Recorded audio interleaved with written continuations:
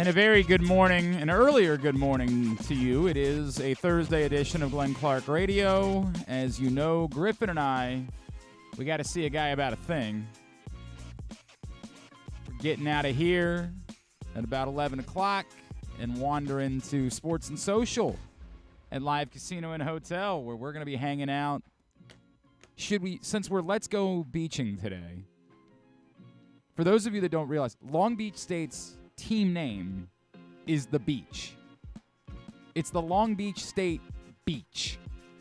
They're not like the Cardinals or the Wolfpack or the Jayhawks or Wildcats. Everybody's a Wildcat these days.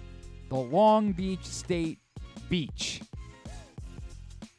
Which I don't know that I'd be a fan of if I were there. Like, I feel like you could do better than that. But from here, love it.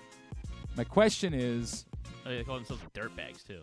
The baseball team does. That's baseball. Baseball team is the dirtbags. Right, because okay. like you lay in the dirt. Yeah, that's a right. big thing for the baseball team. But the other teams, they're. I mean, and still technically the baseball team is also the Beach. They just kind of go by the dirtbags. So I say all this to say, we did some filming recently for something that you're going to be seeing, I believe, on billboards around town. Yeah, just weird. Somebody asked, is this your first billboard? And I was like, actually, it's not. And it's very frustrating for me. The number of times that, like, people act like it's a big deal that I'm on a billboard. I'm like, hey, I do a show. What if I told you? You didn't have to just look at me on a billboard. You could see me every day. Tune in. Here I am. Join us at Sports and Social today. But we did some filming for this billboard that involves some beach stuff. Should we bring it with us today to appropriately Let's Go Beach? Yeah, at least some of the. Do we have the beach sure. ball? I think that beach ball. I think the must. beach ball is I a think must, the beach ball's a right? must. And we hit the beach ball around when the beach starts playing. Yes. Yeah, that's gonna be. Yeah, I think that's a good call. All that's right. a good call. Maybe we autograph it and we give it away. Someone who's betting Long Beach State today, we're like, anybody betting Long Beach State? You're the winner of an autographed GCR beach ball. We just confuse them into thinking that it's cool. We're gonna have to. Oh wow! Thanks. Glenn and Griffin. That's who? That's neat. Yeah, but if it's the right person that doesn't know who we are, we could bamboozle them into Right. thinking we are a big deal. Like, it's not impossible that we could get someone to believe that it's a really cool prize that they won a GCR autographed beach ball. We could look into this. Bring any of the other beach stuff? Yeah. I mean, why not? Might as well. Do the whole bit. Yeah. Do the whole bit. Let's go beach today. Let's go Zips. Let's go beach. Don't really care who wins the first two games. Michigan State, Mississippi State. Yeah, I'm indifferent. What was the other one? I'm I forget what indifferent. The other one was. I don't even remember. Honestly, I don't remember either. But we're going to be watching all of them. I think Illinois is going to be playing while we're on. Sports and Social. Come hang out with us. Starting at noon. Duquesne, BYU. That's right, Duquesne, BYU. And that one's tough for me because You just hate Pittsburgh.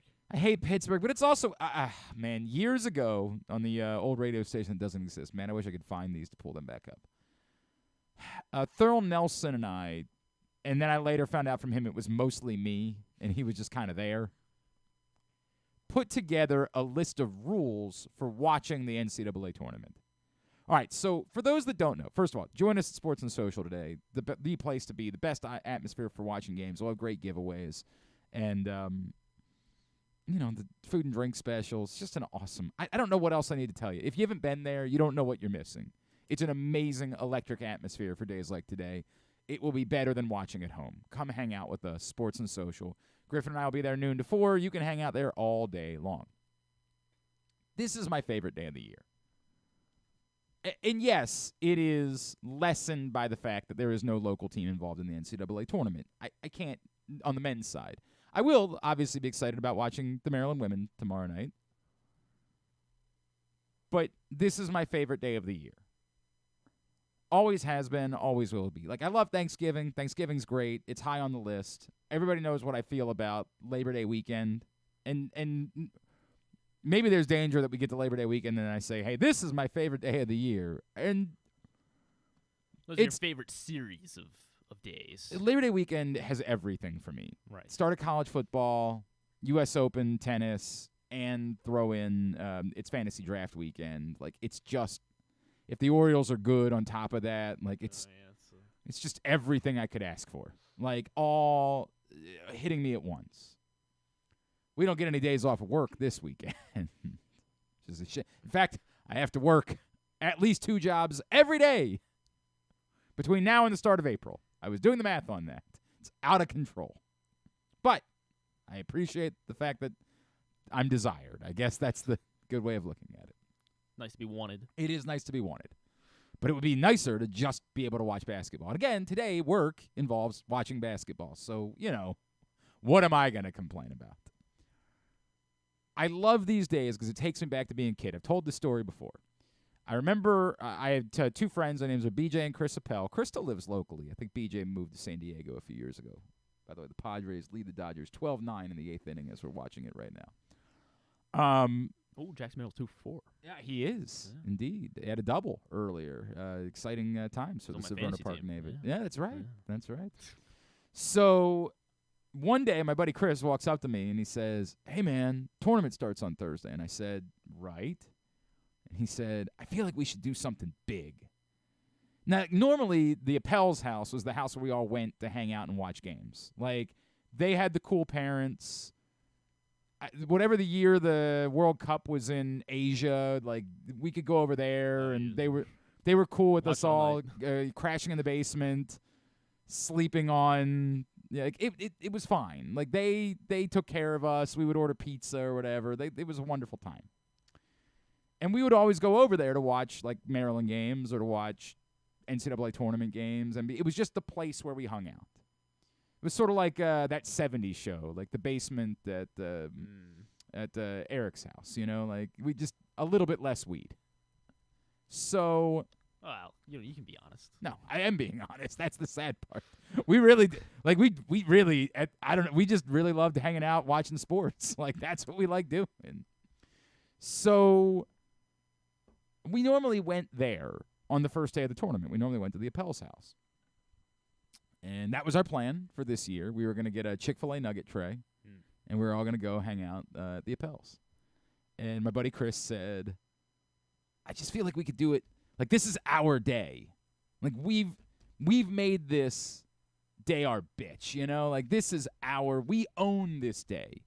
And we did. Like, we had the whole setup where, like, all of our brackets were hanging up in the house. And BJ would go one by one, circling and sharping as every game went. We had a great thing going. We were ahead of our time. But he said, "What if we raise the level?" I said, "What are you thinking?" He was like, what if we did something like to count down to the start of the games?" And I was like, "You're thinking like a tailgate party." He said, "Maybe." I said, "All right. What if we all got together Thursday morning, we all skip school. Naturally. And we all descend upon Ripken Stadium in Aberdeen." Now, why I chose that one, I'm not sure. I guess it was It's the closest, yeah. It was more like because colleges would be I didn't think we should go to a college stadium because they should have gone to Camden Yards. The camp. I figured that one might.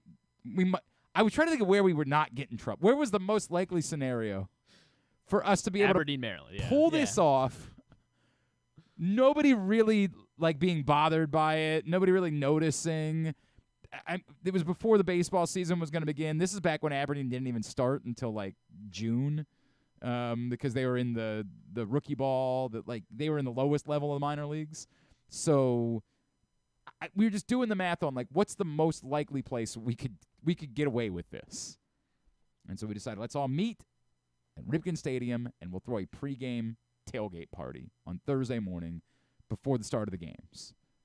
And it'll be confusing because we're not doing an event there. We're just gathering there to have a good time. And then we'll go back and get our nugget tray, and then we'll watch the games all day. And everyone was in agreement this was a great idea. We also had a little bit of trepidation about whether or not we could actually pull it off. We're like, is this going to work? Are we setting ourselves up for failure here? Sure enough, we get there Thursday morning. Everybody has their own responsibilities. All right, you bring a grill, you bring a. And we're kids, you know what I mean? Like we're idiots. We all skip school, and sure enough, we pull off. I mean, the party of a lifetime. We talk about it to this day. And I get emotional when we get to this time of year because it really was the most fun that I could imagine. Like, just the joy of hanging out with your friends all day long, just watching basketball, crossing off brackets, back when we used to print out brackets and fill them out and everything, which I do miss. That thing that Drew did yesterday, or like I could see it was the old man in him, like, well, print out a bracket for me. Like, that, dude, it doesn't work that way anymore. I still force my mom and my sister. Really? I just got UConn or Stetson. They're like, well. It's pretty funny, man. So I just love this day so much. It's my favorite day, and I hope that you'll join us. I hope that you'll hang out with us at Live Casino and Hotel. I wish it's conflicting because my joy for the event is still very high. Like, I don't want to do anything else today. I just want to watch basketball. That's all. And yet I don't even have anybody to root for today. Like, no one. I get it. You're supposed to root for your bracket. We did these rules all these years ago, and like the rules were layered. You always root for an upset, right? Like, that was always that. This thing exists for the sake of rooting for the upset. That's what makes this great. It's what Tom Izzo wants to ruin. It's what they're all gonna ruin at some point. But what makes the NCAA tournament special is it allows the entire country to have a rooting interest. Because today, you know nothing about Long Beach State. And if I hadn't told you that their team name was The Beach, you wouldn't know what their team nickname was. But today, if they're in a tie game with Arizona in the second half, you're going to be rooting like F for Long Beach State as if you went there. No sporting event can replicate that. It does not exist. It's the one thing that provides us that. There can be no upset when you watch baseball. It's baseball. This can't happen. What about college football? Appalachian State beat Michigan once, right? In a regular season game. It was September, 2nd. They're not going to let those teams play. They're going to let one of them maybe into the tournament when they expand it to 16 teams, which is inevitable. Start with 12. They're going to let one in. And they're not going to beat Alabama. It's not going to happen. Georgia, whoever it is, it's the number one seed. When it does. Yeah. It'll be great, but it'll happen once. There'll be 6 of them this week. This thing is so unique in that way. So you always root for the upset, as long as it's really an upset. And that's where, like, when you brought up BYU Duquesne, is that a 5-12? It's a 6-11. 6-11. That's not a real upset. Duquesne beating BYU is essentially the same thing. It's not a little guy versus a big guy. It's not a school that should never. In another year, Duquesne could be the 6th seed and BYU could be the 11th seed. You know what I mean? Like, that doesn't qualify here. So there's no joy to be had by watching Duquesne beat BYU unless, again, you went to Duquesne. And those are always part of the rules. If you went to that school or if it's in your geographic area, you're allowed to not root for the upset, right? Like, nobody in Maryland was expected to be rooting for UNC Wilmington to beat Maryland, and you were totally allowed when Drew Nicholas hit that shot to lose your effing minds because it's your school. You're always allowed to root for your school, unless, of course, your school is Duke, but nobody actually went to Duke, so it doesn't matter. There is no one that roots for Duke that either went there or, it lives in Durham. They all live in Sheboygan or wherever they live, and they just pretend to be Duke fans because they were fragile and they wanted a winner to root for. So, God bless you. Always, of course, Duke losing is the single greatest day of the calendar year. Like, there's a sadness that comes over you when Duke loses in the NCAA tournament because nothing is going to be able to give you that much joy. The tournament's over. You're like, again, like, what's the point? I remember how excited we all were when Mercer beat Duke, and then you're like, well, F. Now VCU can't beat them tomorrow. Son of a bitch. This sucks. Who does Duke play first this time? They play Madison? Is it Madison? No, Vermont. Vermont. Yeah, it's Vermont. Yeah. All in. Let's go Catamounts. This isn't one of the. This isn't like a. It is not it's a not a great particularly one. strong Vermont team. It's Yeah. not as good.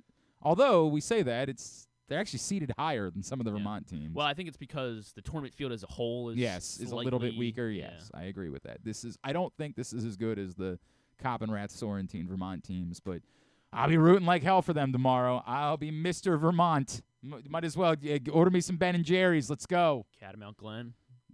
Feel the burn, baby. I'm all in on Vermont. He's Vermont, right? Or is he New Hampshire? Who? Bernie Sanders. I think it is.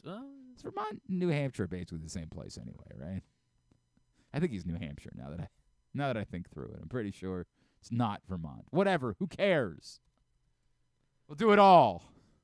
Whatever Vermont things we can think of. I can't think of any other things. I can name zero. Skiing?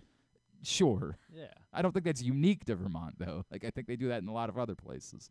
What are? He is the he is the senator from Vermont. Oh, he's from Vermont. Great. He's from Brooklyn, but Right. yeah, No, he but represents. let's feel the burn, represents baby. We're Vermont. doing the whole thing tomorrow. All in. Name the other senator from Vermont. Is it Angus King or is he Maine? I don't know. Give me a Man. minute. I don't know. It's not Angus King. I think he's Maine. Whatever, man. It's not. We're spending too much Peter time. Welch. Oh, Peter Welch. I had no idea. Couldn't have gotten that on the 50th guess. That wouldn't. Welch. Save that for trivia in case that ever comes up. In case you ever show up for trivia again. Griffin showed up for 1 week and then he was like, nah, I'm good. Sounds like you guys are good. I mean, I gave you the good We- juju. we- Well, that's right. You've been on a losing streak. No, so we're you- alternating. We won week 1. We didn't. We came in last week 2. We won week 3. We came in last week 4. That is a. Yeah, we could really use some consistency. It is very all or I nothing. mean, I guess for I would Team bring you Norfolk. consistency. That's Yeah, for sure. you are Mr. Consistent. That's what they call about you. That's what they call your haircut. Is the consistent. That's what they I call came that. in. I was like, I felt like everything was louder. I think it's just because my headphones fit. Like, That's what it is. That actually makes some sense. I don't know if it makes any sense at all, but I'll say it makes sense. Yeah. So it's just a great day. I love today. Today's my favorite day. Come join us. Come hang out with us. Today's show is also brought to you by Atman's Deli. Speaking of things that I love Atman's Deli. And if you're craving that New York deli experience, you got to check out the new Atman's in Harbor Point. The corned beef is piled high, the hand-rolled bagels, the delicious soups, hearty soups. And this new Atman's has something very special because they have a full bar. Atman's Harbor Point. AtmansDeli.com is the website. Great specials all throughout the week. Find out more. And as you're getting ready for the start of baseball season, make some plans to head down to Atman's Deli. I don't even think I said who was coming up on the program today. In a few show. minutes, we're going to chat with J.J. Hardy. No, he's coming joining us yes, later. Kwame Evans is Jr. going to speak of the Yeah. NCAA tournament. Kwame Evans will join us in a few minutes from Oregon. They made a hell of a run in the Pac-12 tournament to punch their ticket to the NCAA tournament. Now they get South Carolina in the first round. Baltimore's own Kwame Evans by way of Poly and then the Montverde Academy in Florida will check in with us. Later on this hour, some guy you've probably heard of. His name's Joe Flacco. He does some quarterbacking. I once upon a time I asked him if he was good at quarterbacking, and everybody got mad because he said yes. It was a weird time, but we'll chat with Joe a little bit later on. He's now with the Colts, and apparently is getting into the soccer business too. So we'll find out about that. And then later on this morning, J.J. Hardy. He spent time with the Orioles in spring training as a guest instructor, so we will chat with J.J. Hardy as well. All coming up on the program today. I mentioned that the baseball game is still going on because there's been about 1 billion runs scored in this game. I don't know what to make of the Shohei Ohtani story. It's wild. I mean, like, wild. At face value, the story would be that he was taken advantage of by this interpreter, and Shohei Ohtani is the nicest guy in the world and was trying to cover for this interpreter and this gambling problem that this interpreter allegedly had. The conspiracy theorists, understandably, are, of course, having a field day with this one, which is that it ain't the interpreter that had the problem. That maybe the interpreter is the one that's being the incredibly nice guy and taking the fall for someone else here. If that's the story, it will be perhaps the most scandalous story in sports history if it continues to unravel. And you can almost feel the awkwardness. I don't know if you watched much of the broadcast today, but like you could feel the awkwardness for Karl Ravech and Eduardo Perez because we've done nothing but essentially deify Shohei Ohtani over the course of the last few years. And again, it's totally possible that Shohei Ohtani is a victim here. And man, it's just awful. But there's that thing in the back of your head that makes you say, but is he? And then even that part of it ends up being complicated because there's still room for various opinions. Well, was he ever betting on? Because if he wasn't betting on baseball, then there's nothing to see here, right? Like, if he's not betting on baseball, this isn't a Pete Rose situation, and he probably won't be banned.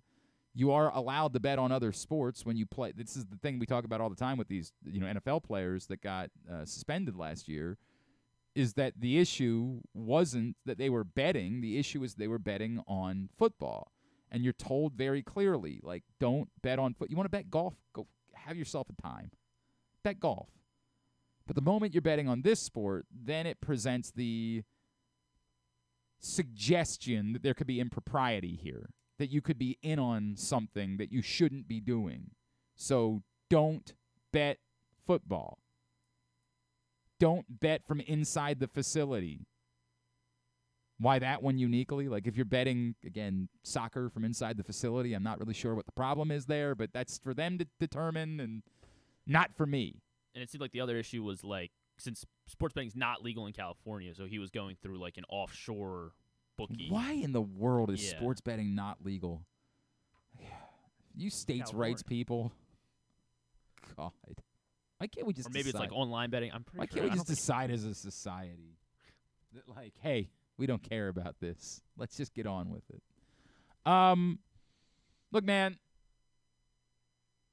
if we find out that Shohei Ohtani was betting, and if we find out that he was betting on baseball, and I didn't see anything. I got to be honest with you. I was at the big Fallout Boys concert last night. It didn't say in the article like right. It was Ippy. Is that it? Ippy? Yeah, is the interpreter's name. As you said, he's.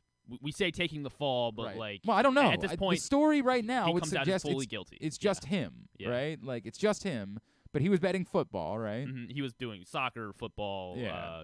There was something else in there, but it was nothing. He said, "I never ever bet on baseball." I knew that. He said, "I knew those rules, and I knew that was definitely not allowed." So as long as that's the case, even if this ends up bleeding towards Shohei, it's not a great look, and there will be a lot of negative opinions about him allowing the interpreter to take the fall for him if the story were to ever go there.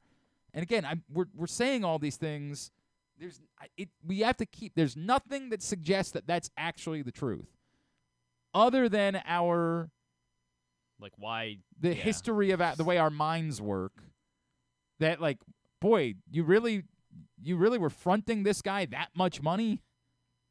Maybe the answer is Shohei Ohtani's so wealthy that like. It's easy for him to be this nice, right? Like he's my best friend. But $4.5 million is just, it's like us letting our friends borrow $100. You know what I mean? Like maybe that's the case, but it does make you wonder. It's natural for us to wonder and for us to be inquisitive. But even if we find out that Shohei was either involved in the betting side of it or the guy. If he wasn't betting baseball, there'll be negative opinions about him for letting his buddy take the fall. There'll be negative opinions about him, but there won't be the earth-shattering problem that would be the biggest star in the sport betting on the game, getting the Pete Rose ban. Like, it wouldn't be that. But, we're all going to have the same questions. And for baseball, somebody would say, well, hey, all publicity is good publicity. Yeah. I don't know about this one uniquely. And when the guy has risen to the place of being the singular biggest star in the entire sport, you'd maybe rather not have any amount of scandal surrounding the guy whatsoever. So is there more that we learn? Is this it? Does this story just go away in the coming weeks? We'll just have to continue to monitor and find out. That's all we can do. And so the other weird thing was, so Ippy apparently sat down with ESPN and in the article said that he did like a 90-minute sit down and laid out everything apparently that happened. And that was Tuesday night. And then apparently as soon as that conversation like ended, Shohei's lawyers came in and were like, everything he said was not true. You cannot use any of that. That was all untrue. And then essentially the article is just essentially based on what Shohei's lawyers issued. It makes you saying everything he said is false. It's like a Maroon 5. He was the one. Yeah, it makes a Maroon 5 song. Really makes you wonder. Really makes you wonder. All right. Hour number 1 of today's program is also brought to you by Superbook. And again, if you're betting the games today, Superbook.com, download the Superbook app, use the code GlennClark23 when you sign up. You'll receive up to $250 in a same-day first bet match, win or lose. I realize the awkwardness of the conversation we're just having about Shohei Ohtani, and then I'm like, hey, but bet with Superbook. But we don't play professional. Yes, correct. Sports. If you're a Major League Baseball player listening to the show, don't bet a Major League Baseball game with Superbook. The rest of you that aren't Major League Baseball players, please feel free to bet that, college basketball, whatever you want. Superbook.com, download the Superbook app. Very rare that you get live bets that during our show that you can bet on, but it's like 12-10 now, right? It's 12-11. Oh, they scored 2 runs. 12-11, and the Padres still are minus 500. The Dodgers are only down by 1, and you can get them at plus 340 live right now at Superbook. Jake Cronenworth wearing the same glove he wore yesterday? I don't know. Max Muncy had an issue at third base today, too, that allowed a run to score. Not with the glove. He just booted the ball. That's all that happened there. All right, we had to do this a little bit earlier on because of his schedule, getting ready for his debut in the NCAA Tournament, but an opportunity to catch up with Baltimore's own Kwame Evans right here on GCR. Well, the NCAA Tournament, of course, gets into full swing later this afternoon, including our next guest and the Oregon Ducks in action against South Carolina. Joining us now, a Baltimore native by way of Poly and then a stop at the Monteverde Academy in Florida. He is Oregon's Kwame Evans Jr., and he is with us now here on GCR. Kwame, it's Glenn back in Baltimore. It's great to chat with you, man. Thank you for taking the time for us. No problem. Hey, man, this run that you guys had in the Pac-12 tournament, did you always know that, like, you guys were this close to putting it all together? Yeah, our team has been different all year. Like, we started off with a couple players, and then they started coming back. So we just had to readjust. And when it came to tournament time, we just knew what we had to do and just believe that we can do it, and we made it happen. All right, man. And now here you are. What does this mean for you, right? Like a kid that grew up here, obviously a basketball's always been a part of your life, clearly. To now be playing in the NCAA tournament, what does that mean to you? It's one of my dreams. I mean, like it's really one of the dreams come true. I've been watching it all my life, so just being a part of it now and hopefully make a run just feels amazing. Take me back to like your earliest memories. I mentioned, for those that don't know, of course, you're from a family of basketball players. Was it always basketball for you? Did you always know, like growing up, this is what you wanted to do? Yeah, I mean, like my uncle, like he took me to like the gym one day, and I just seen basketball with my first 2 eyes, and ever since then I've been wanting to play. Man, and look at how it's worked out. Man, look at how it's worked out. Yeah. Kwame Evans with us here on GCR.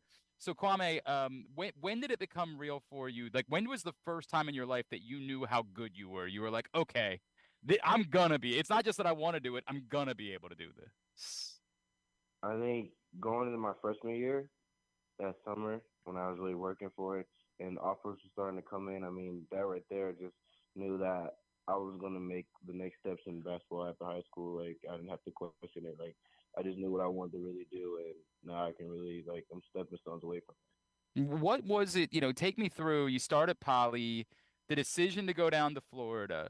Why, and what did you take from that? How did that help prepare you for this level and trying to go win a national championship?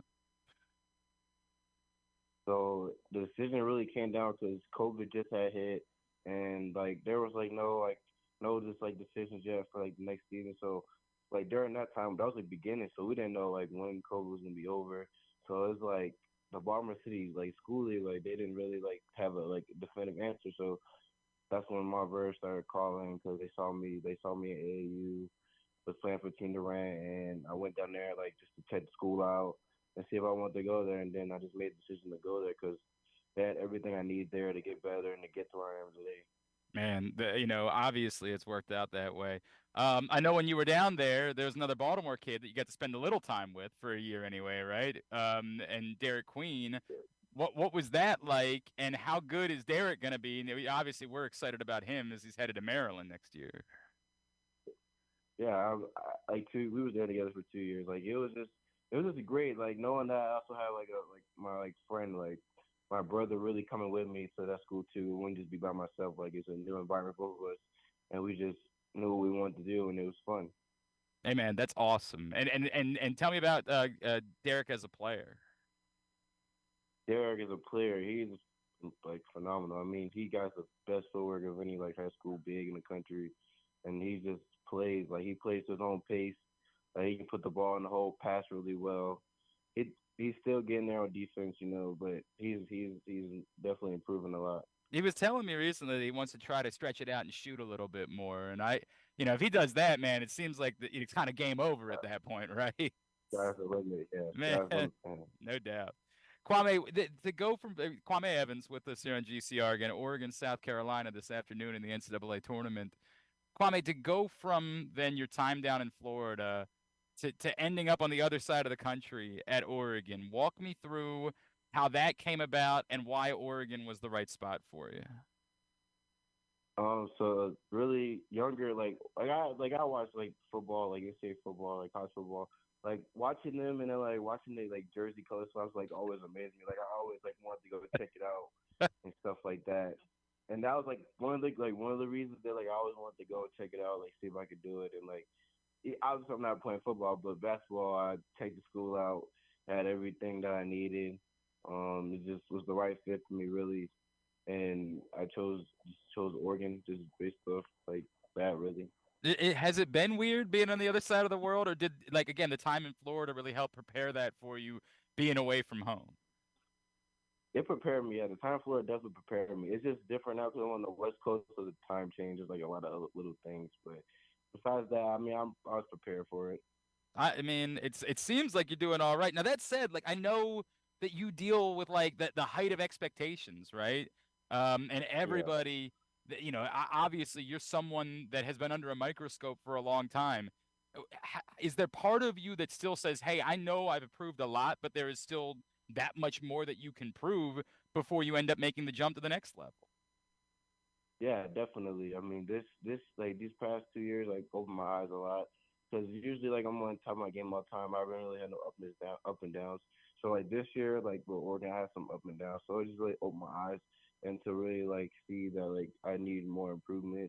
I know I've done a lot, but it's like more improvement to get to the next level to get where I want to be in life. What was, can you take me through? I want to go back a couple years to Polly and your relationship with Sam Brangus. He's such a special person in the basketball community around here. What did that relationship mean to you, and what did it do for you as you started on this path?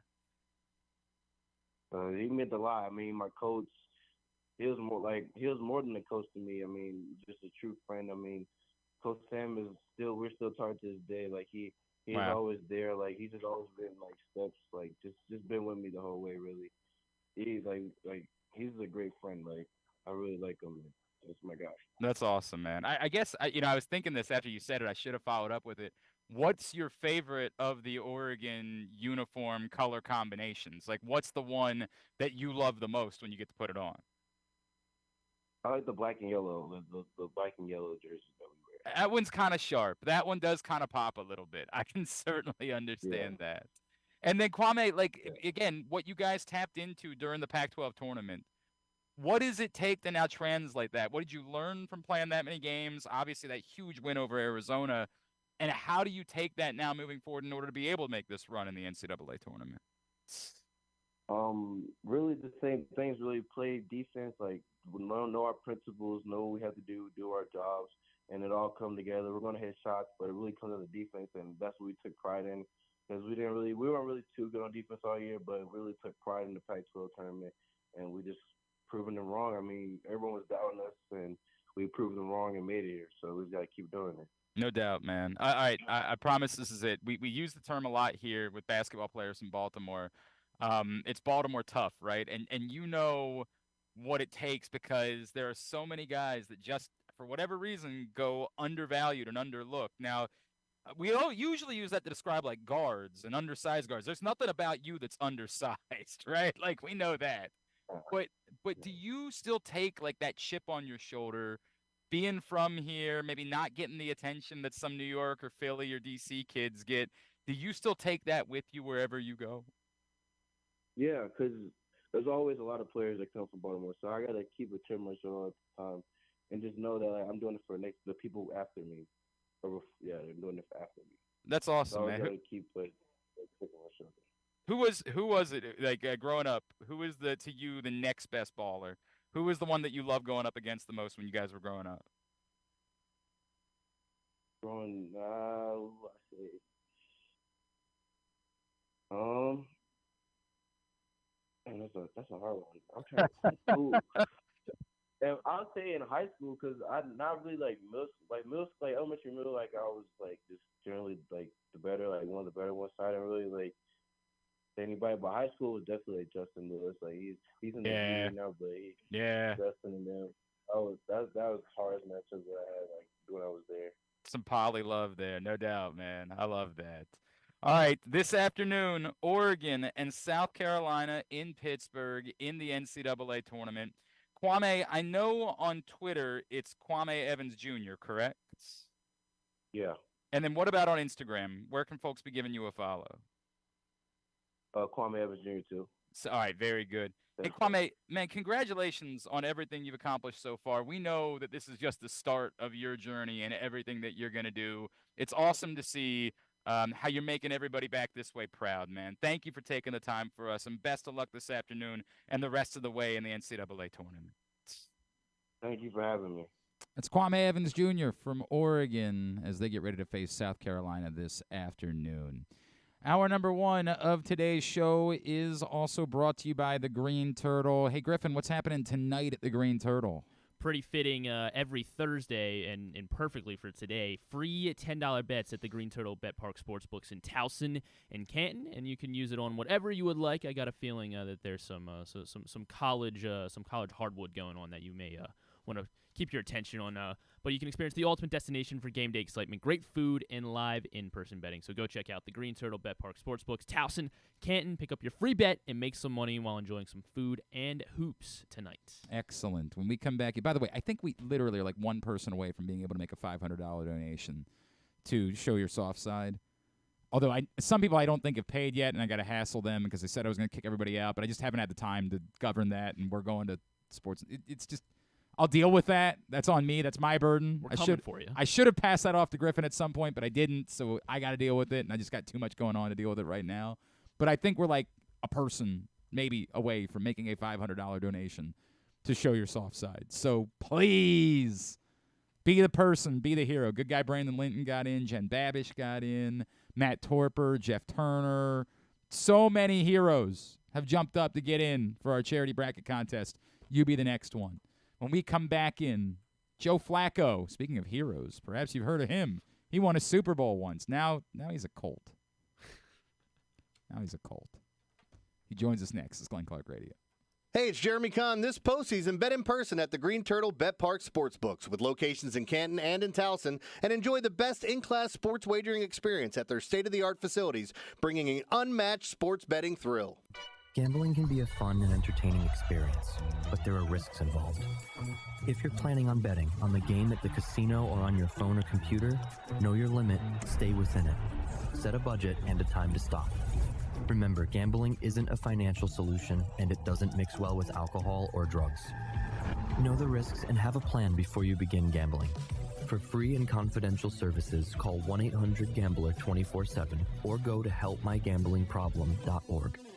Discover your next favorite beer crafted in the heart of Charm City. At Guilford Hall Brewery, we believe beer should be flavorful and easy to enjoy. Our meticulously crafted lagers and ales are derived from centuries-old European brewing traditions, a staple for both the seasoned beer aficionado or a novice hophead. Experience beer styles that dare to showcase the exceptionality of simplicity. Visit our restaurant and brewery at 1611 Guilford Avenue or view our menu and tap map online at guilfordhall.com. Guilford Hall Brewery, European tradition, Baltimore charm.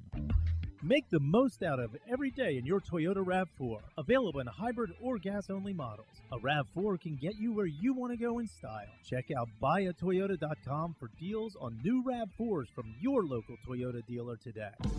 6 chicken tenders made from fresh, never frozen Royal Farms world-famous chicken, a family-sized order of Western fries, honey mustard dipping sauce, and a 2-liter bottle of Dr. Pepper. It's Royal Farms' new Tucker's Tenders Meal. It's Justin Tucker's favorite, and at only $19.99, it'll be your favorite meal, too. The new Tucker's Tenders Meal, available only at Royal Farms. Now you can kick back, relax, and eat like a champion. Real fresh, real fast, Royal Farms.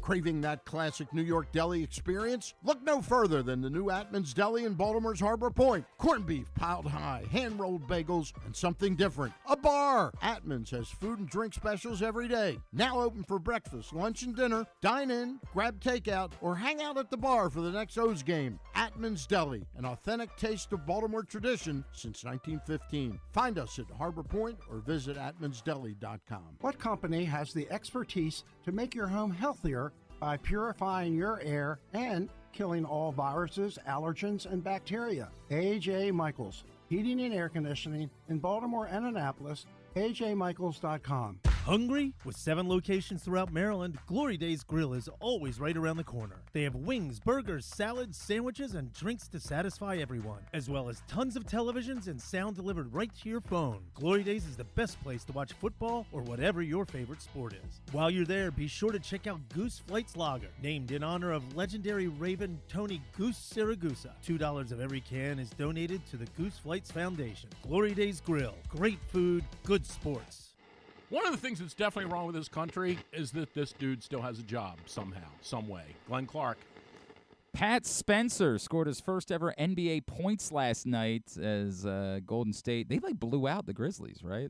That was the deal. You would know better than I would. Why would I know better than you? I was watching the first 4. I actually watching. Yeah, thanks a lot, by the way. Yeah, you really nailed it last night with your Montana State under. Is that what I said? Yes. I said Montana State under. Under. Oh, okay. I thought I just said Montana State. Well, you nailed it. Nailed that one too. Didn't work either. I also missed on What the hell happened to Boise State at the end of that game last night? Those jerks. Boise State fell apart against Colorado late, so that was disappointing. But yeah, I was excited because the Suns won comfortably, and our guy Pat Spencer, the former Loyola lacrosse star, got his first career points as the Warriors blew out the Grizzlies 137-116, so congratulations to our friend Pat. Now this morning, speaking of friends, it's been far too long since we've caught up with our next guest, and I don't know how to feel about the fact that he's a Colt now. I don't think it's worse than the Browns. But we're excited for him and the season that he had, and he, of course, was comeback player of the year in the NFL. He is Super Bowl 35 MVP and our buddy Joe Flacco, and he's back with us now here on GCR. Joe, it's Glenn. It's great to see you, man. Thank you for taking the time for us. No problem. What's going on, guys? Everything is good, man. Everything good in your world? Yeah, can't complain. You so everybody was joking on the internet that you have to keep playing because you've got too many kids at this point, and it's got to be driving you crazy. Are you forced to do more dadding during the off season? Do you have to do all of the dad things while you're home right now? Yeah, listen, there's probably some truth to the people saying that. Listen, my guys, it's funny. I mean, my kids are at that cool age. They want me to keep going. It's like they're at this little sweet spot now where they kind of can enjoy what's going on, and they're excited about me continuing to play. So, listen, I think we can have a lot of fun and joke about all the dad stuff and dealing with those kids and all that. But at the end of the day, it's pretty enjoyable that I get to do that stuff. So I can't really complain about it. I remember we did the famous event when you had the audacity to say you were good at being a quarterback. Crazy. Why would you ever say that? I remember that she was pregnant with your first at that time, and I was like, probably, yeah. I was like, hey, please stay away from my wife because that's contagious. And now I have 2 of my own. I've got a 9-year-old and a 6-year-old too. So I know exactly how you're feeling. Like they're playing baseball right now, and it's the most fun I could have ever asked for in my entire life. It's just amazing being a dad. Exactly. Yeah, it's a lot of fun. I mean, listen, I thought that at some point I'd be able to kind of, when I put sports behind me, I thought I'd be done with like the game day nerves and things like that you have to deal with. And I'm starting to realize, like, all right, my kids are going to be playing, and I'm going to want them to do well, and I'm probably going to have similar feelings when they start taking the field for real. So it is a lot of fun. No doubt, man. Joe, here's the thing, though. Like, why does the tour at this point in your career have to be all of the teams that Ravens fans hate? And I know. That's you know what, my mom actually mentioned that to me. I'm like completing the little Baltimore trio here, like the team that left Baltimore, the team that came back to Baltimore. Right? I was in Cleveland, who hates Baltimore. I was in Baltimore, where that was my spot. Didn't really think anything about either place hating each other. And now I'm going to Indy, who Baltimore hates. So it's it's a funny little coincidence, I think. But I'm excited about being out there. Can you promise that the triumvirate will never include Pittsburgh? Because that one might be the that might be the bridge too far, Joe. Yeah, well, there's no real connection there besides the fact that rivalry, and we hate those guys. It's too close. It's also like what you learn when you're in Baltimore is because they didn't have a team there because they left and became the Colts. Pittsburgh's not far away from Baltimore, so that's part of what makes that rivalry what it is. No doubt, man. Joe, look, I don't know what else there is to say about this season. It was so joyful for everybody to watch you do this. Did you ever doubt at all? Like, did you ever have a moment where you thought, maybe it just is over, or maybe or did you know if I'm in the right spot, I'm still plenty capable of throwing the football the way that I've always been plenty capable of throwing the football? Yeah, listen, I didn't have doubt in terms of my ability to do it, but I definitely had doubt in terms of whether it would ever happen again and things like that, just because there's certain things that are out of your control. And I think it's been a learning process over the last few years to just, not that I wasn't always aware of that, and people always tell you that, but just control what you can, and, and that's all you can really do to a certain point, obviously. I think that's been put more in the spotlight for me the last few years. There's obviously things that are out of my control that, you can have a little bit of an impact on. But in order to be ready to go when you may be called on, you can't let it affect you in a negative way. So you have to just stay in your lane and do what gets you ready, and stay consistent with your preparation, and just take care of whatever you can control, so that if you do get called on at some point, then you're in the right frame of mind to go out there and actually compete the way that you want to. So I think that's been my process over the last couple of years, is just trying to fight the urge to, want my situation to maybe be a little bit different, but at the same time being grateful for what it is, and the possibility of an opportunity here and there. Does it require humility? Like I say this, you're a Super Bowl championship quarterback. You're Joe Flacco. Like, you've made an awful lot of money playing this game.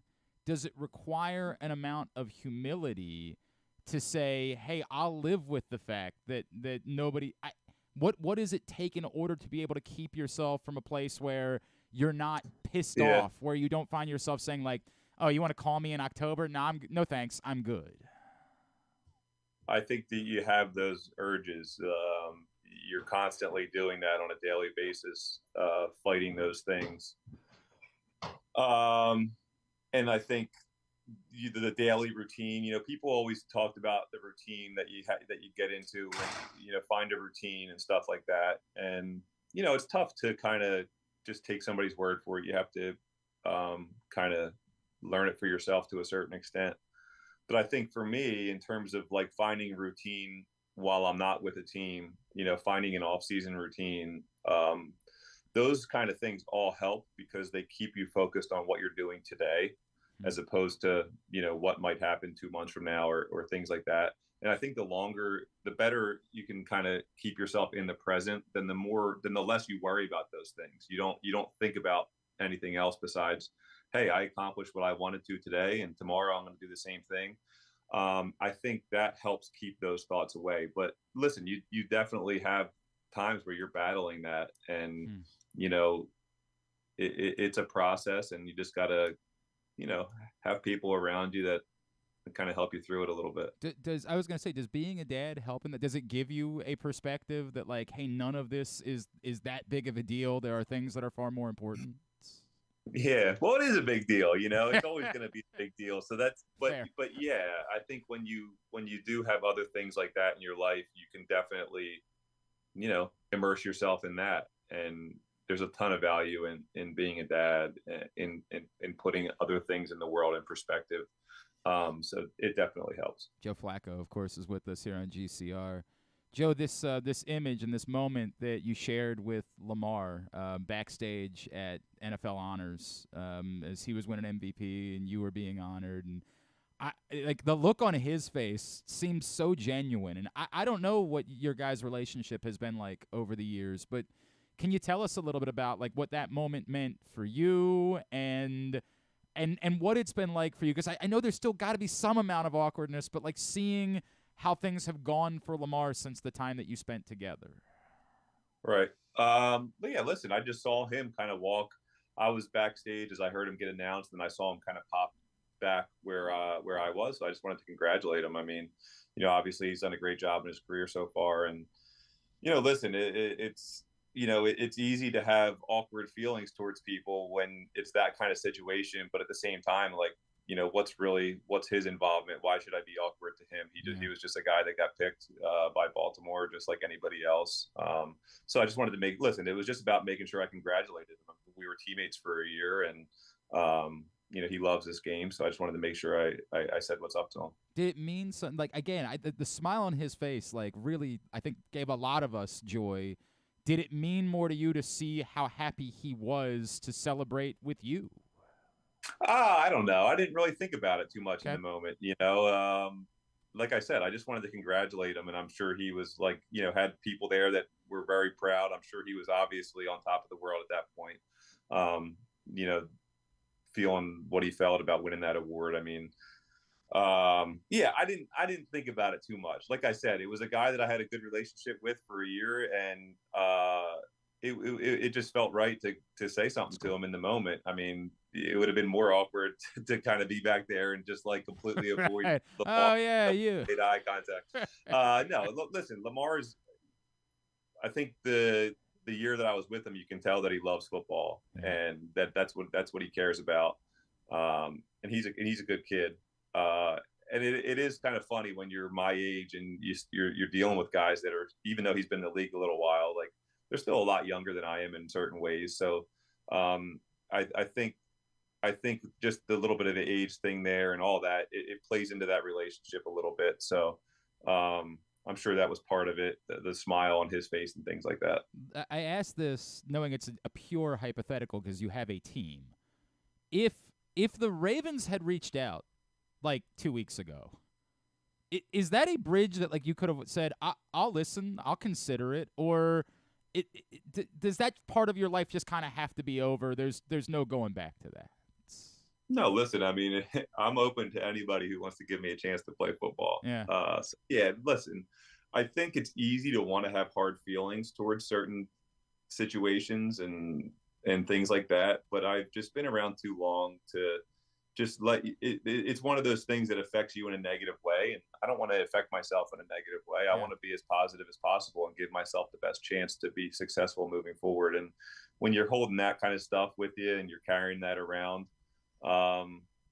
you know, it ends up hurting you more than helping. I think there's obviously little ways to find fuel to keep you going and keep you motivated, but ultimately to have like a ton of animosity towards a certain situation is just negative for everybody involved. So, yep. It would have been really cool. That would have been really cool if it had worked out that way, but yeah, alas, Indianapolis it is, and I'm sorry, we're just going to have to root against you. It's just the way that it goes, Joe. You'll have to understand it. Hey, it is what it is. I thought we might see you guys this year in the playoffs. Man, you know how much we were talking about that for weeks. For weeks in town we were talking about. I know. What did it mean to you to have, I'll give you an example. Griffin, who's my producer, who you met, Like, for Christmas this year, I got him a Joe Flacco Browns T-shirt. He was so excited about you and playing, and it's not like It's gonna be hung up on the wall. I mean, to be clear, and the Griffin would say, like, it's not like he wasn't rooting for the Ravens first, and we all know, like, everybody in Baltimore would have been rooting for the Ravens, but the love that you felt from Ravens fans as you were playing in Cleveland, what did that feel like? How much of that did you get to feel, and what did it mean to you? Yeah, the whole situation was strange, just from both sets of fans. I didn't get to feel a lot of it from Baltimore, obviously, because I was in Cleveland. But just being on here today and listening to you say that, it's really cool. I mean, it obviously as a player you want to make an impact, and you want to, be that kind of player and stuff like that. So I have interacted with some people from Baltimore, and just to hear you say that, it means a lot. I think every player would say the same thing. The fans make this game, so anytime you can make an impression on them and they can kind of root for you, even though it may not be what's typical for them, it definitely means a lot as a player. So it's definitely good to hear that. That's really cool, man. It was really, really cool. So I asked this, like, everything's going to be, whenever you do end up retiring, and at this point, I'm starting to think you're going to try to match Brady. Like, that's not in your mind, right? Like, you're not trying to push to outlast and say, I played to 47, you can only get to 46. No, but, it's more just a personal thing. It's like, hey, I feel like I'm still in shape and ready to go. Yeah. So I owe it to myself to do it. And also, I love playing this. I don't want to have to go find something else that I love, because I don't know if there is anything else. So I'm going to continue to do this while I can. It's so funny you say that, because I constantly talk about it with guys. Like, the number of times that a player has said to me, dude, when it's over, it's just over. So do it. Yeah, it's over. Yeah, for as long as you possibly can. And I respect that, because it really is just over at that point.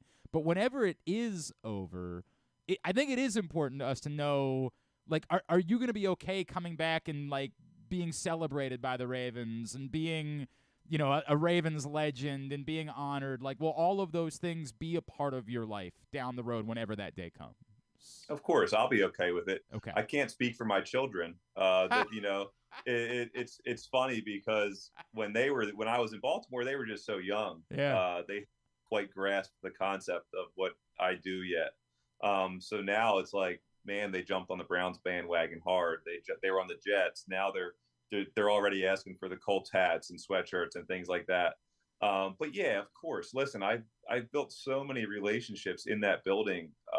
So many great people, coaches, and every single person in that building. And then obviously the fan base and the community.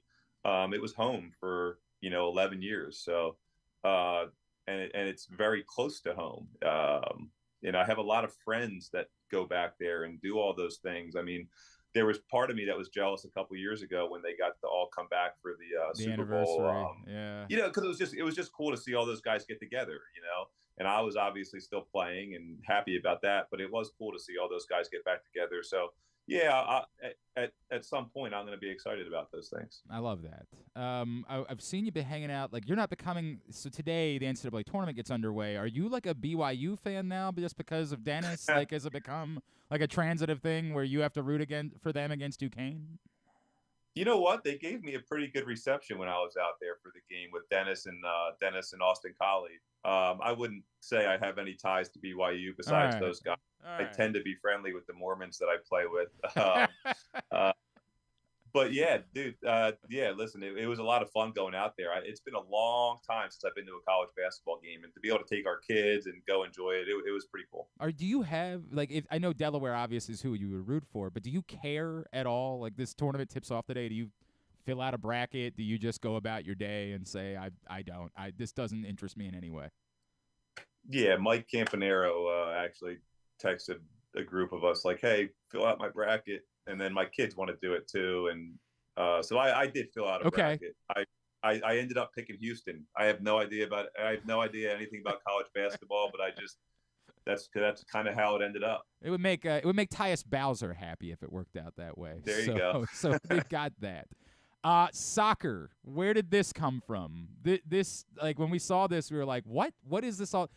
Were you just asked a question? You're like, all right, sure, whatever, or will this be like the next, Wrexham thing, and we're going to see you like doing the Ryan Reynolds thing as a soccer runner moving forward? Listen, I don't think any of us are nearly as famous as Ryan Reynolds.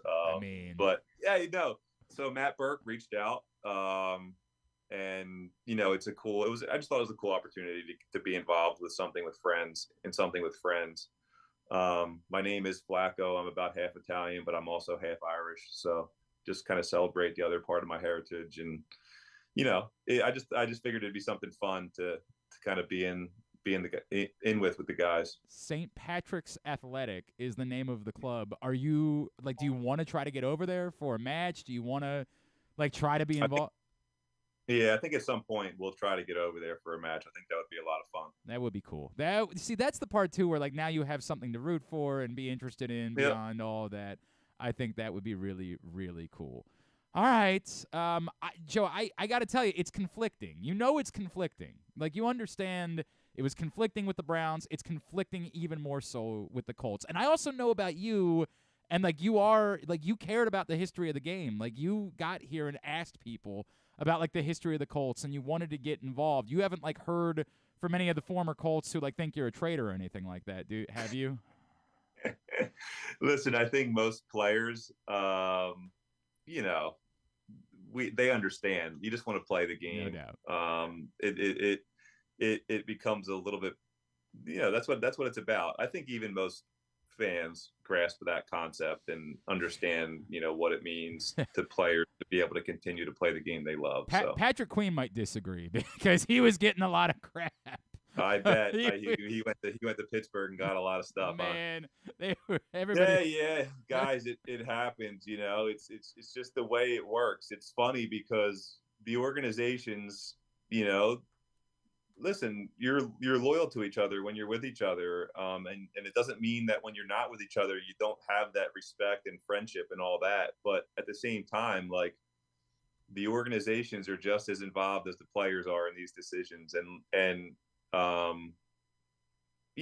it's if you were offered a bunch of money to go from the CEO of Pepsi to become the CEO of Coke, nobody's going to be criticizing you for doing that. That's and it's it's a fact. It's just part of the game. Yeah. And it's kind of what honestly makes it more fun, because then you have those storylines, and honestly, as players, we probably don't love those storylines, but it's what makes it to a certain extent. So you just have to deal with it. I'm so glad you said it's good for business is what it is. Yeah. Listen, most players would just say they hate it, and it's easy to say that, but it's part of what you just have to deal with it. That's why the NFL is making as much revenue as they're making year over year, and it's just continuing to grow. So I know it's part of it. Everything you just said, dude, if you guys had ended up in Baltimore for a playoff game, it would have been pandemonium. Right. It would have been bedlam. And for you, you'd have been dude, I got to get ready to play a football game. Listen, I mean, this year everybody wanted to talk about how old I was, and I could care less. Right. I don't think I'm that old, but it's a storyline, and it was mostly it was kind of spun in a positive way. So hey, run with it. I don't care. It's almost as silly as asking if you're good at playing football. It's almost as silly as some dude. I have to tell you, it was my favorite thing ever when NFL Films sent me the DVD of what you guys had done for the Super Bowl video, and they let me screen it before they aired it the first time. And when you said it, it's kind of a stupid question. I was like, yeah, I know that. I know it is. And that's why I couldn't believe that the people were so the audacity. I think that's part of the thing that players with the media. Yeah. The thing that's hard for players is that you want to be honest, but at the same time, you're thinking about how you can't. Yep. You can't be completely honest. Yep. And then depending on what you guys want to get out of us, that we can't be completely honest. So you can kind of lead us in a direction to say some things that, even though we don't want to get in trouble, we get in trouble, because just by you guys asking us the question, that we have to answer a certain way. And even if we don't answer that way, well, that's even better, because now we just told the truth, and oh my gosh. So I think when you're thinking of it, it's going back to it. You just have to deal with it and understand it for what it is. But it's like even the post game interviews, like they're such a fun and interesting thing to me because it's like you guys, everybody knows that like the 100% truth is not happening. Yep. From either side. Yep. You guys are, you're asking questions to try to get certain answers, and we're trying to avoid maybe giving those certain answers. So, and then those things that go get printed and talked about like they're 100% truth. And it's one of those like little games that I don't think you ever really master. And it would probably be a lot easier if you knew everybody's true intentions and all that, but it is what it is. Joe, truthfully, it's one of the things that I really always love. It's so funny because I'm sure you remember when your dad like jokingly called you painfully dull, and everybody ran with that. And I was like, every interaction I ever had with you was the exact opposite of that. Was like you were. The funny thing is like that's just like him taking a little jab at me, like in a funny way. Like he knows I'm not painfully dull, but at the same time, he knows that I'd probably describe myself as painfully dull. You know what I mean? Like, and I don't care to let it's almost like that little sarcasm that's part of the humor that you don't necessarily get when then if somebody wants to write a bad article about that, they can, when in reality, it could have been a great article about how just, whatever. I don't care that you call me painfully dull. You know what I mean? Like you can write whatever you want about that. And it's not necessarily the truth that ends up prevailing in the article that ends up being written. Dude, I can't tell you how happy I am for you. Seriously. It was one of the best things about football this year. And I just love the fact that you are still enjoying this and living your life and doing what you want to do, man. I can't wait for the day where you'll be back here and you will be celebrated and you will be, your place in Ravens history will be recognized for forever, and everybody here is appreciative of everything you did, man. Congratulations. All right, guys. Yeah, I appreciate it. I say best of luck, but I only kind of mean that, right? Like you understand. Yeah, well, we don't play each other this year, right? Only in the playoffs. If we're both in the playoffs. Here we go. Joe, thank you, brother. Appreciate you doing this morning, man. All right, guys. Yeah. It's Joe Flacco, of course, Super Bowl 35 MVP. It won't be conflicting for me. Why? I mean, I'll be able to root for him. As long as it's a head-to-head, that's the You're only... also really young, so I'm going to get – and I've talked about this before. Joe I think Flacco's the only quarterback I've known. Well, there's until that. Lamar. Well, I mean, I don't know. The one that's playing right now is pretty good. But I don't think the Colts stuff resonates with you the way that it resonates with other people. I've talked about that a good bit. Drew and I did a whole show about that. The Colts stuff for your generation simply doesn't resonate because you're at a point. I don't know anything about your dad. I don't know anything about him. We've never talked about your dad. I remember so what was it? The Super Bowl that the Colts were in, I want to say like 2006 or 7. That's like the first memory of a Super Bowl I have. Mm-hmm. And I don't know why, but for whatever reason, I wanted to root for the Colts. And my dad was like, I mean, you shouldn't do that. He was like, you can do whatever you want, but he was like, you shouldn't do that. And I think I remember kind of him painting it. I was like, they left. I'm not really understanding. But was your dad an ardent Colts fan? Was he? Did he? Yes. Yeah. I mean, yes. I just don't know how these Baltimore, things time out. I got to think through. Yeah. He's Baltimore through and through. Okay. Yeah. Terps, Orioles, everything. Okay. Everything's home. So it's interesting because my father actually was born in Ohio, but it's the way he tells it to me. He was such a John Unitas, Lenny Moore fan when he was a kid that when he found out, now he moved here as a kid. When he found out he was moving to Baltimore, he was excited about it because he was moving to where the Colts were. And again, you got to go back to that time. Like you couldn't watch all of the games on TV.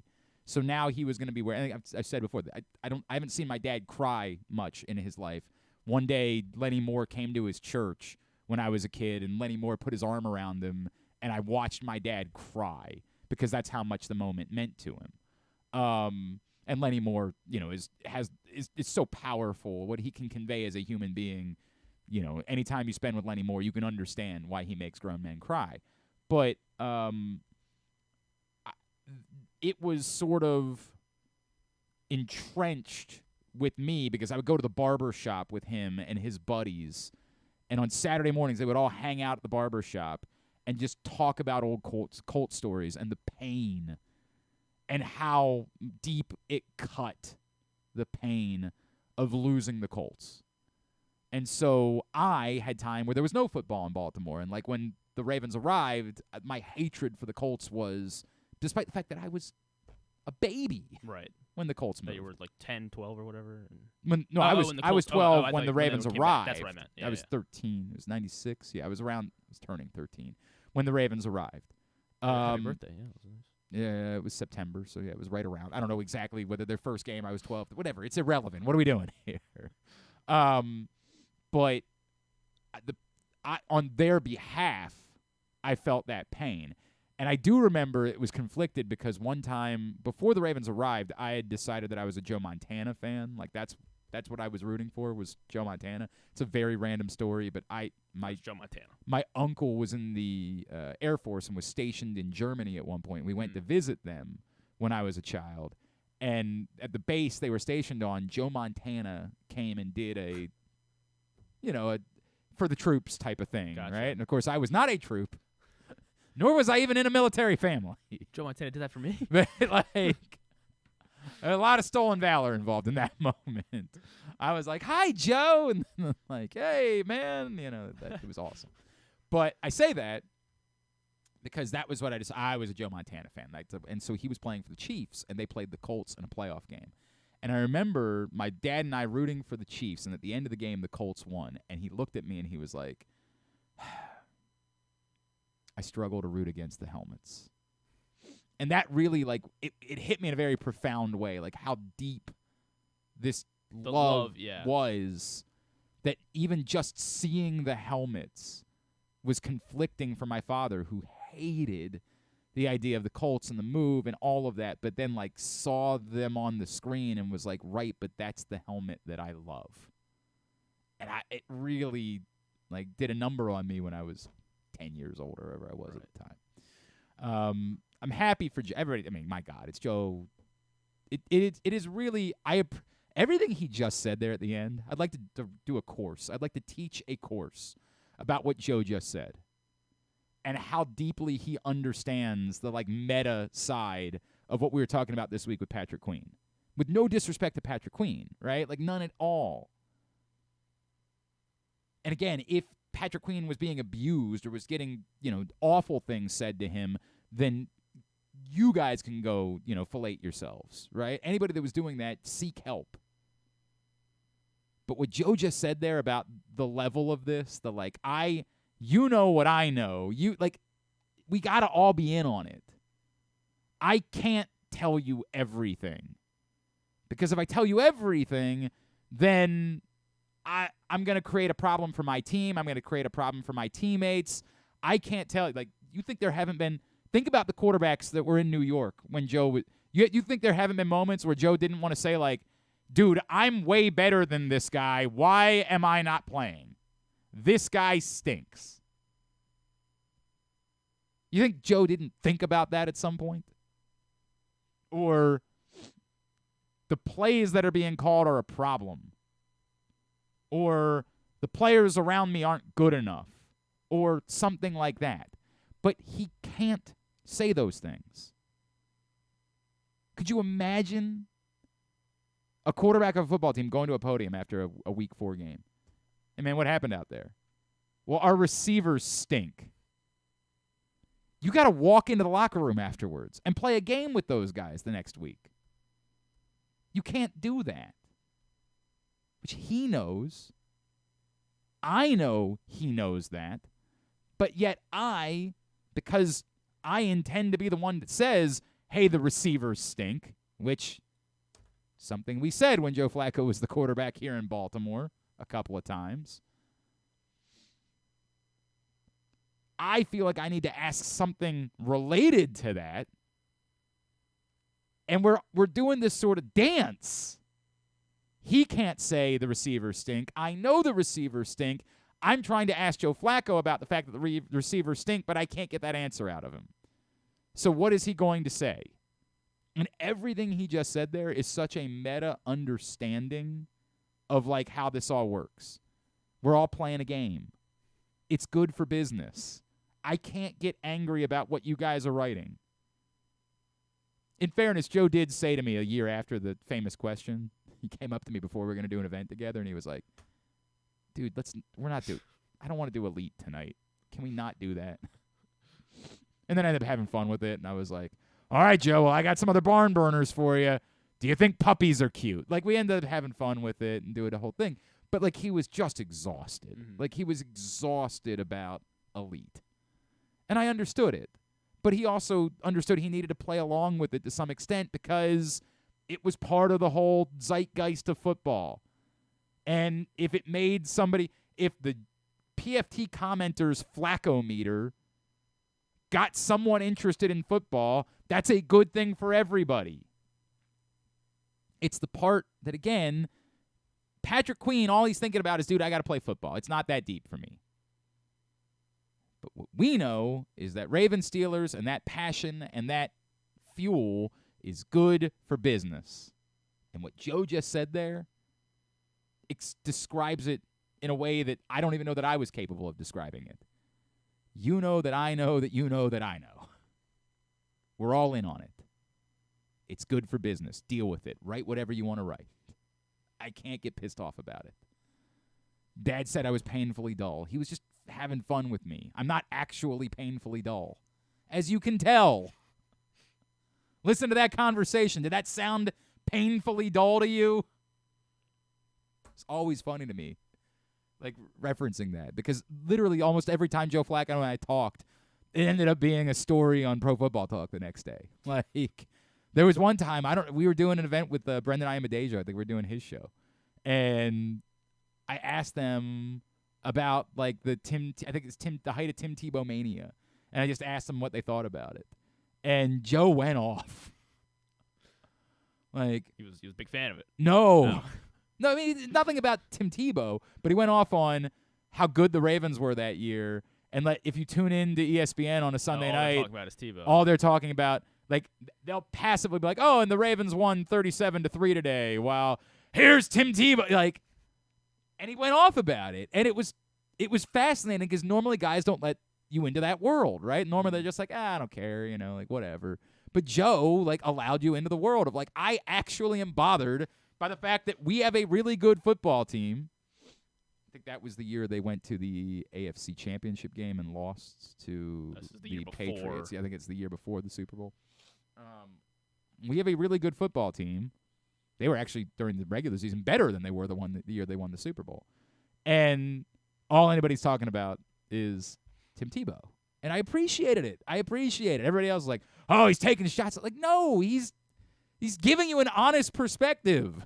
People don't want an honest. Yeah, and that was what, when we did the event, and he said, I don't think I'm a top 5 quarterback. I think I'm the best quarterback in football. And everybody lost their minds. The F is he supposed to say? In fact, if you go back and watch the clip, what I said immediately in response was, I knew you would say that. Because knowing everything about Joe, what the hell was he going to say? No, I stink? No, I shouldn't get paid? I should go be a backup somewhere? You know what I know that you know that I know. Love that. That was great. Thank you to Joe. All right, hour number 2 of today's show.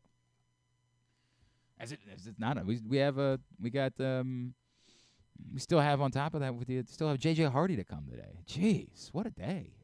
Maybe we had to start doing the show at 9. I don't know.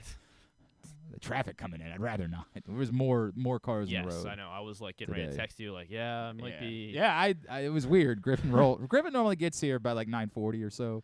Today, he rolled in at, like, 9:53. Yeah. It was like, or not, 8:53. Yeah, correct. All right, hour number 1 of today's show is also brought to you by your local Toyota dealer, buyatoyota.com.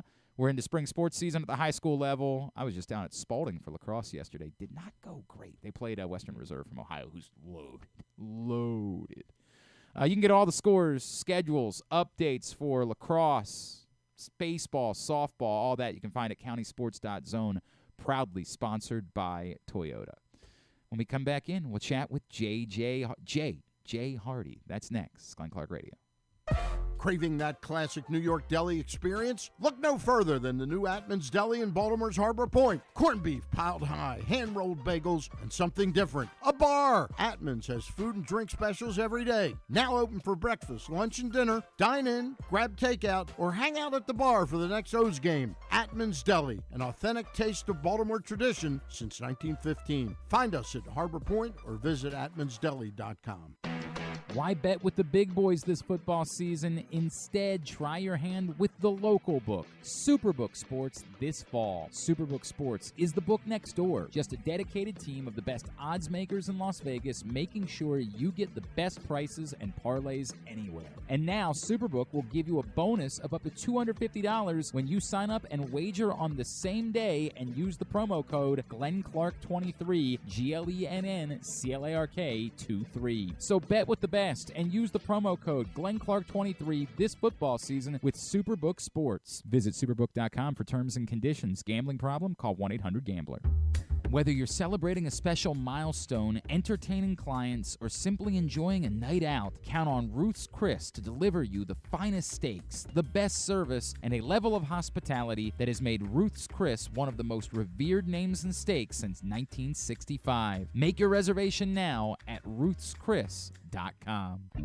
Whether your focus is luxury and comfort, convenience and technologically advanced connectivity, or sporty performance and aggressive styling, we've got the perfect Highlander for you. Check out buyatoyota.com for deals on new Highlanders from your local Toyota dealer today. The ultimate fan experience awaits you at Sports and Social Maryland. See how we're raising the sports bar with our massive 100-foot media wall featuring 40 HD TVs and a 47-foot big screen. Bet on your favorite teams and this year's biggest events at the FanDuel Sportsbook while enjoying your favorite beers and cocktails, plus our delicious takes on bar food classics. Visit Sports and Social at Live Casino in Hotel Maryland, at Arundel Mills. Must be 21. Gambling problem? Call 1-800-GAMBLER.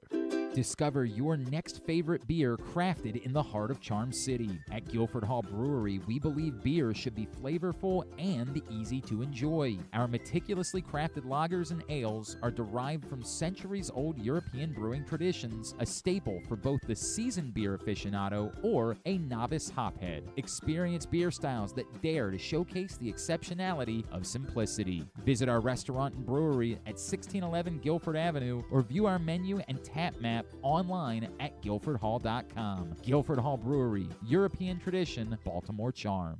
The latest edition of Pressbox is available now, and on the cover we look at the promise of spring for the Baltimore Orioles as Todd Karpovich and others shine the light on the team's hopes to take the next step towards championship contention and what reinforcements could still be coming. Plus, Pressbox personalities offer suggestions to David Rubenstein about stewarding the franchise. Also inside, Bo Smolka on how the Ravens defense could evolve with new coordinator Zach Orr. And we meet lacrosse players from the men's and women's programs across the state. Pressbox is available for free at over 500 area locations, including 60 Royal Farm stores. And you can always find the entire edition as well as the best daily coverage of the O's, Ravens, and Terps at PressBoxOnline.com. Contrary to what some people believe, I actually like this guy when he sleeps. Glenn Clark, talking sports. All right, back in here on GCR. One thing we have not talked about this morning, the report yesterday that the Ravens are bringing in Michael Gallup for a workout. Oh, I guess we got to get out of here on time today. So let me remind everybody that today's show is brought to you by this one's brought to you by Goose Flights, available all over town. Goose Flights is not only a delicious lager, but it's doing good because $1.98 from every can sold goes to benefit the Goose Flights Foundation and the work they're doing to provide non-emergency medical transport for those in need. Goose Flights Lager. Find out more at PressBoxOnline.com/GooseFlights. By the way, final in Seoul, 15-11 in the Slugfest. The Padres beat the Dodgers. So Michael Gallup reportedly coming to Baltimore for a workout today.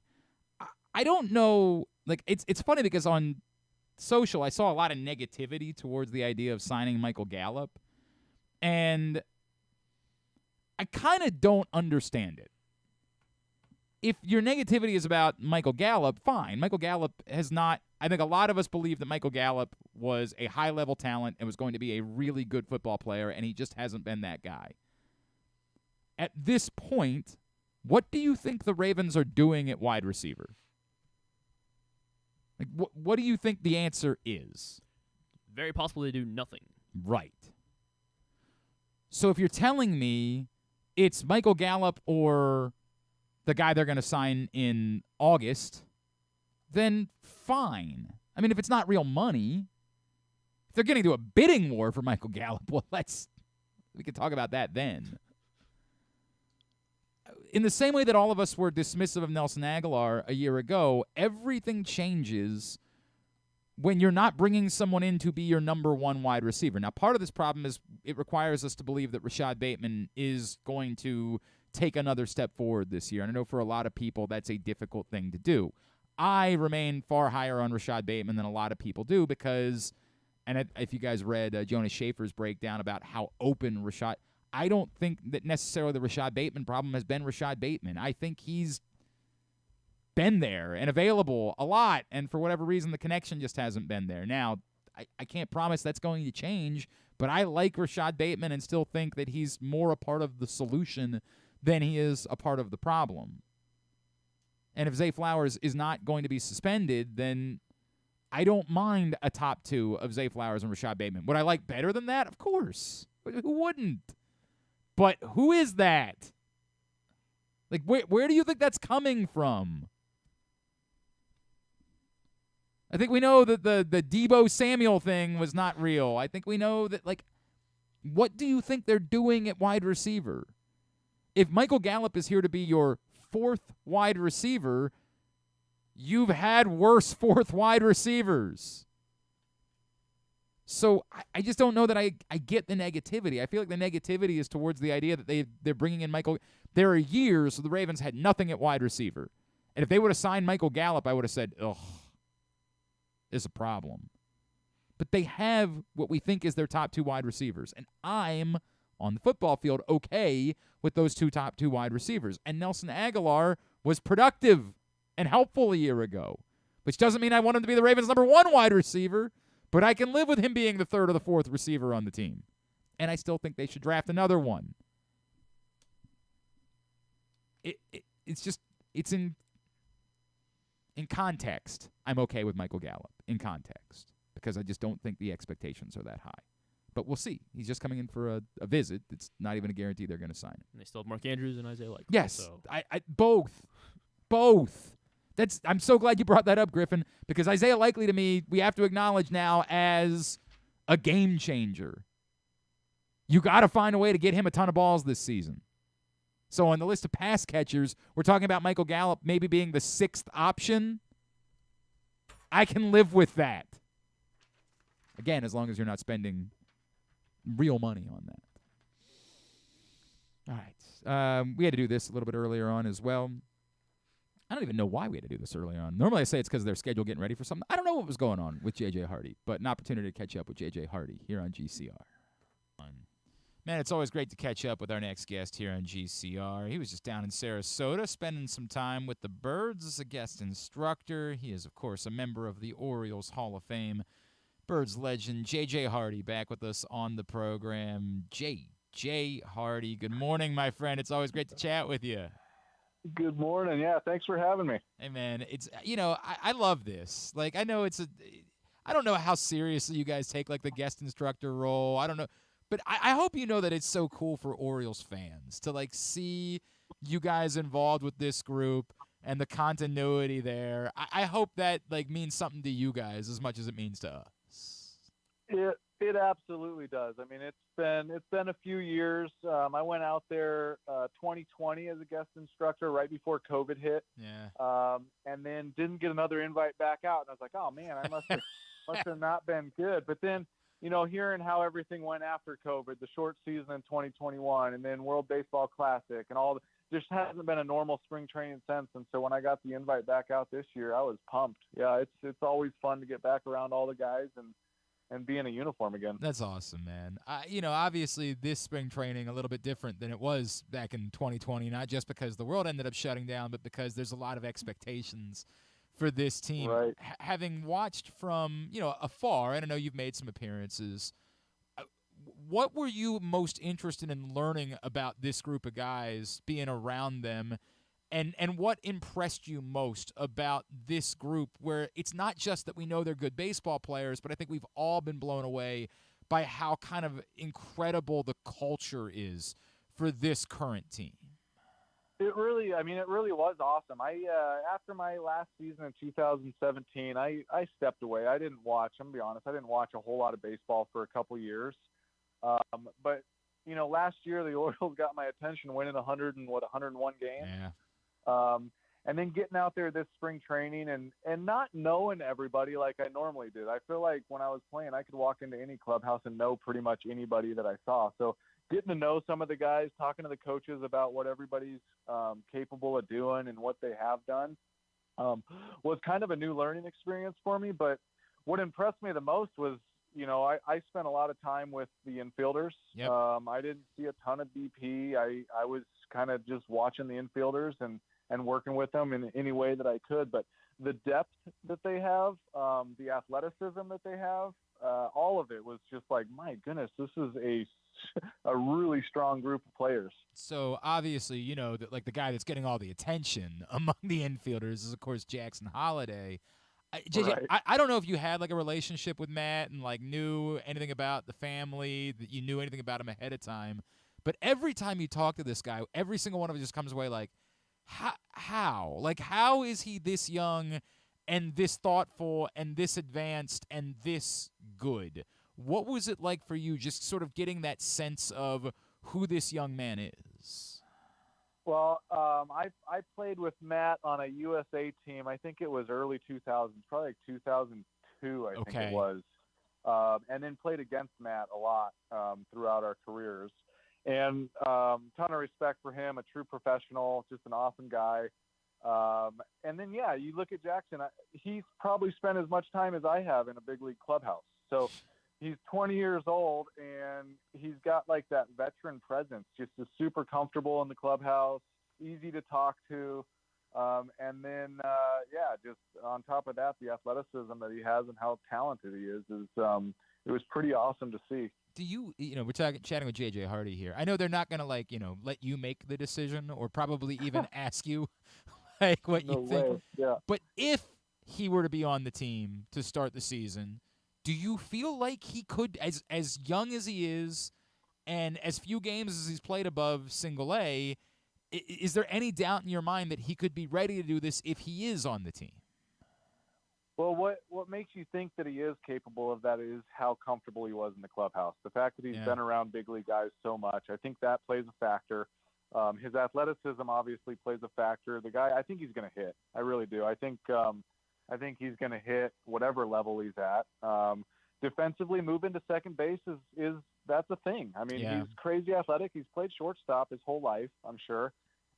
Turning double plays at second base is different than at shortstop. The angles are different. I feel like there will be a little bit of a learning curve there for that, but as athletic as he is, I feel like he'll be able to make that adjustment pretty quick.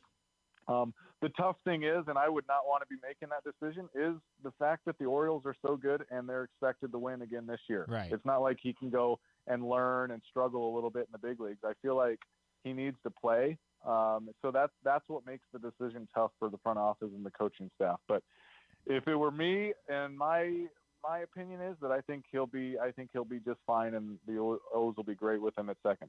Something that people bring up, JJ, is like, what if someone struggles and has to be sent back down? How does that impact them? And I feel awful. I think it was Andy McPhail who said this to me once upon a time, because I brought that question up to him, and he said, if that is what breaks you, I think something was always going to break you. You're not going to go a lifetime without facing adversity in this game. It's the nature of the sport. Do you have any fear about the idea of bringing someone up too early and then how it impacts them if they struggle and they have to get sent back down? Well, I think McPhail says it right. I think that's a good point. I think he's mentally strong enough just from the week that I spent there to handle that. But I started in the big leagues in 2005 in Milwaukee and was kind of in the same boat. The only problem was Milwaukee's expectations weren't as high as the Orioles' expectations this year. So I was able to struggle in the big leagues and learn a little bit. Even though we weren't winning, I was able to learn in the big leagues a little bit. I don't think that's going to be the case with Baltimore this year. But having said that, I think he'll be all right. I don't think he's going to struggle enough to where he's going to hurt the team. And if he does struggle at all. I feel like, too, and we saw this with Gunner a year ago, right, where, like, he struggled offensively to start the season, but he was still getting the job done defensively to the point where they didn't feel like they had to send him back down, and sure enough, 2 months into the season, he looks like one of the best players in all of baseball at the moment. Like, is it a case of if you can handle it defensively, that part of it is like the team can live with, hey, everybody goes through some offensive struggles sometimes. As long as you're capable of doing things defensively, we can work through that for a little while. Well, I think part of that would play into, what the rest of the guys in the lineup are doing. That's fair. If everyone's hitting like they're capable of and Jackson struggles a little bit, I think that the Orioles are still going to be winning games. Right. Playing defense consistently, catching the ball, throwing the ball, making the plays that you're supposed to make does give you a little bit longer leash, I think, which I think he could handle that. But, I think that question would just depend on how the rest of the lineup is hitting. If there's other guys that are struggling too, then who's going to have to sit? Yeah. Who's going to have to get sent down? But I don't know. It's a tough call, and I'm glad I don't have to make it. So, J.J. Hardy, you, of course, were on some really good teams, but unfortunately not on a team that won a World Series, right? Not that I'm trying to remind that, because it hurts us too, I hope you know. Okay, well, thank you. Yeah. I know that in 2014, we all look back and say, like, hey, luck. You know what I mean? Like, if you guys are healthy, everybody's together, we feel like you got a hell of a shot at winning the World Series that year. This team gets there probably earlier than everybody thought. The mentality of how they've handled the disappointment of last year and losing in the playoffs after winning 101 games, I guess, one, what did you sense that did, like, in the time that you spent around them? And what does it take for a team to go from being good, being a consistent contender, maybe, say, winning the most games in the American League for a 5-year stretch, and then ultimately winning a World Series? Well, you definitely didn't feel that in spring training, and I was there pretty early. You didn't feel like that was, it had a huge effect. But you don't go and win 101 games by accident in the big leagues. Like, that just doesn't happen. So, these guys are good. These guys are capable of doing it. The experience that they've learned just from last year is going to help in the future. And I don't know. I feel like they're a good team. That wasn't an accident. They're gonna continue winning. And like I said, the experience that they won or that they had last year is going to help them in the future. So, was this like are you thinking about this at all? Like, being an instructor, does it make? I was talking to Wieters about it the other day because he also does some coaching at the high school level and helps out at Georgia Tech. Does being around it at all make you think, like, man, I wouldn't mind getting back into this, or are you totally happy not having to deal with this on a day-to-day basis in your life? No, it weighs on my mind. I kick it around all the time. Yeah. Like, I had so much fun out there for that week, having a uniform on, just being in the infield, watching the guys take ground balls. I miss that. I miss that a lot, taking ground balls and just those days of working hard, having fun, which was one other thing I saw with those infielders. They're out there for early work every single day. I mean, Manzolino had those guys working hard, and they were enjoying it, wow. Which that's not normal. You don't always enjoy early work in the big leagues, but these guys were. But no, absolutely. I think about it all the time. I've got 2 kids right now, an 8-year-old and a 5-year-old, that's the only reason I'm not in a uniform and playing or coaching. And I kick it around all the time. Are your kids playing ball? Last night was their first game ever. Wow. Wow. Yeah. So how cool is that for you? It was awesome. They haven't done a whole lot. They haven't showed me a whole lot of interest, and I don't want to be that parent that's forcing them to play. Yeah. So the fact that they were out there and they had a lot of fun was awesome for me. Man, that's so cool. I was, I've been talking about it a lot. I got a 9-year-old and a 6-year-old, both boys, and they had been playing lacrosse because, it's Maryland. It's just sort of a thing. Yep. But this year, they came to me and asked if they could play baseball instead. And so it's been, I've been going out every day, hitting them grounders and throwing them. And just the joy, it's the coolest thing in the world, man. Like, how much fun they have, just me, like, rolling a ball to try to get a funny hop for them. I'm like, oh, this is amazing. It is so awesome watching them smile, laugh, have fun. I mean, that's what it's all about. It's about having fun, and they have a lot of it when they're out there. So it's fun. It's so cool. Hey, JJ, before I let you go, if I could, and again, I know that I wonder, because we asked Buck about this recently. You know, there's going to be new ownership here in Baltimore. David Rubenstein's going to take over. If for whatever reason somebody, he came to you and said, JJ, what would be something that you would want me to know about what makes a good leader in Baltimore? Like, what's something that you should do to be a strong leader uniquely in Baltimore and with this franchise? As someone who spent so much time here and knows the fan base, what's something that maybe you would pass along?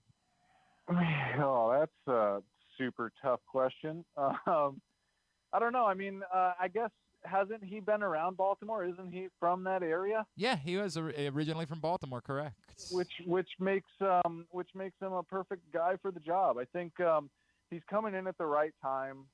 There is tons of excitement in Baltimore, and I mean, I'm excited for him. I'm excited to see what he does, and I don't know. I don't think I could give him advice on what that position would be like, but yeah, I think he's gonna be a great guy for the job. I appreciate that. Obviously, even for you, and you've done well, there's still some zeros that are different in your bank accounts, and that makes things different when it comes to that.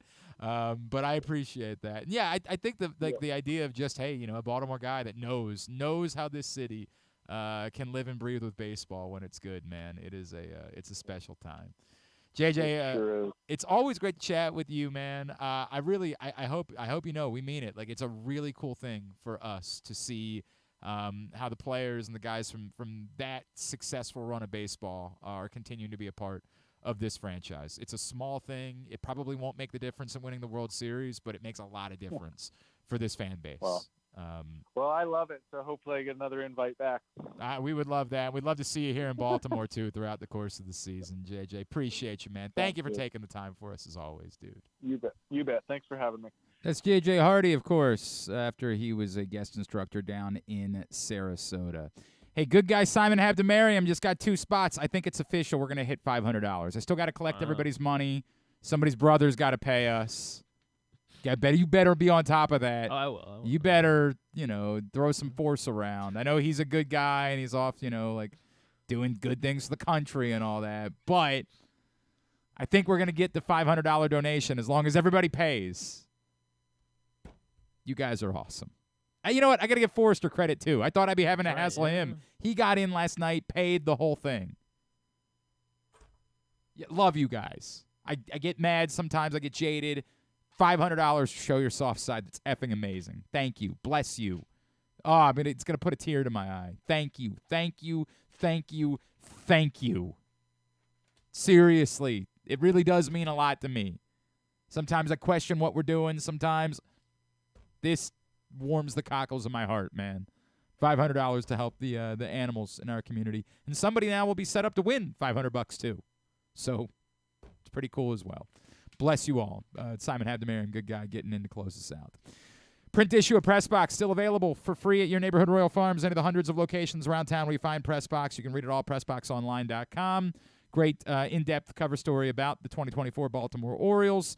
Stan and Luke got together on Tuesday this week. Normally Stan, Luke, and Ross on Mondays. They were traveling back from Sarasota, so they'll get back into that regular swing this coming Monday. And tonight, Stan and Eric Garfield also talking baseball. Facebook.com/PressBoxSports. If you missed it live, see it. YouTube.com/PressBoxOnline. PressBoxOnline.com/video. When we come back in, we're going to have like 12 minutes, and we're going to do all of the following things. I'm going to tell you about an offensive lineman the Ravens have signed. Griffin's going to get 2 minutes to do fighting words. Nice. The short, and we don't need more than that today. Tidbit, tubular. We're out of here. Glenn Clark Radio. The ultimate fan experience awaits you at Sports and Social Maryland. See how we're raising the sports bar with our massive 100-foot media wall featuring 40 HD TVs and a 47-foot big screen. Bet on your favorite teams and this year's biggest events at the FanDuel Sportsbook while enjoying your favorite beers and cocktails, plus our delicious takes on bar food classics. Visit Sports and Social at Live Casino and Hotel Maryland at Arundel Mills. Must be 21. Gambling problem? Call 1-800-GAMBLER. Hungry? With 7 locations throughout Maryland, Glory Days Grill is always right around the corner. They have wings, burgers, salads, sandwiches, and drinks to satisfy everyone, as well as tons of televisions and sound delivered right to your phone. Glory Days is the best place to watch football or whatever your favorite sport is. While you're there, be sure to check out Goose Flight's Lager, named in honor of legendary Raven Tony Goose Siragusa. $2 of every can is donated to the Goose Flights Foundation. Glory Days Grill. Great food, good sports. Why bet with the big boys this football season? Instead, try your hand with the local book, Superbook Sports, this fall. Superbook Sports is the book next door. Just a dedicated team of the best odds makers in Las Vegas, making sure you get the best prices and parlays anywhere. And now, Superbook will give you a bonus of up to $250 when you sign up and wager on the same day and use the promo code GlennClark23, GLENNCLARK23. So bet with the best and use the promo code GlennClark23 this football season with Superbook Sports. Visit superbook.com for terms and conditions. Gambling problem? Call 1-800-GAMBLER. 6 chicken tenders made from fresh, never frozen Royal Farms world-famous chicken, a family-sized order of Western fries, honey mustard dipping sauce, and a 2-liter bottle of Dr. Pepper. It's Royal Farms' new Tucker's Tenders Meal. It's Justin Tucker's favorite, and at only $19.99, it'll be your favorite meal, too. The new Tucker's Tenders Meal, available only at Royal Farms. Now you can kick back, relax, and eat like a champion. Real fresh, real fast, Royal Farms. The Toyota Tacoma comes in a range of models and trim lines, so you can choose the perfect Tacoma to reflect your unique personality and driving habits. Check out buyatoyota.com for deals on new Tacomas from your local Toyota dealer today.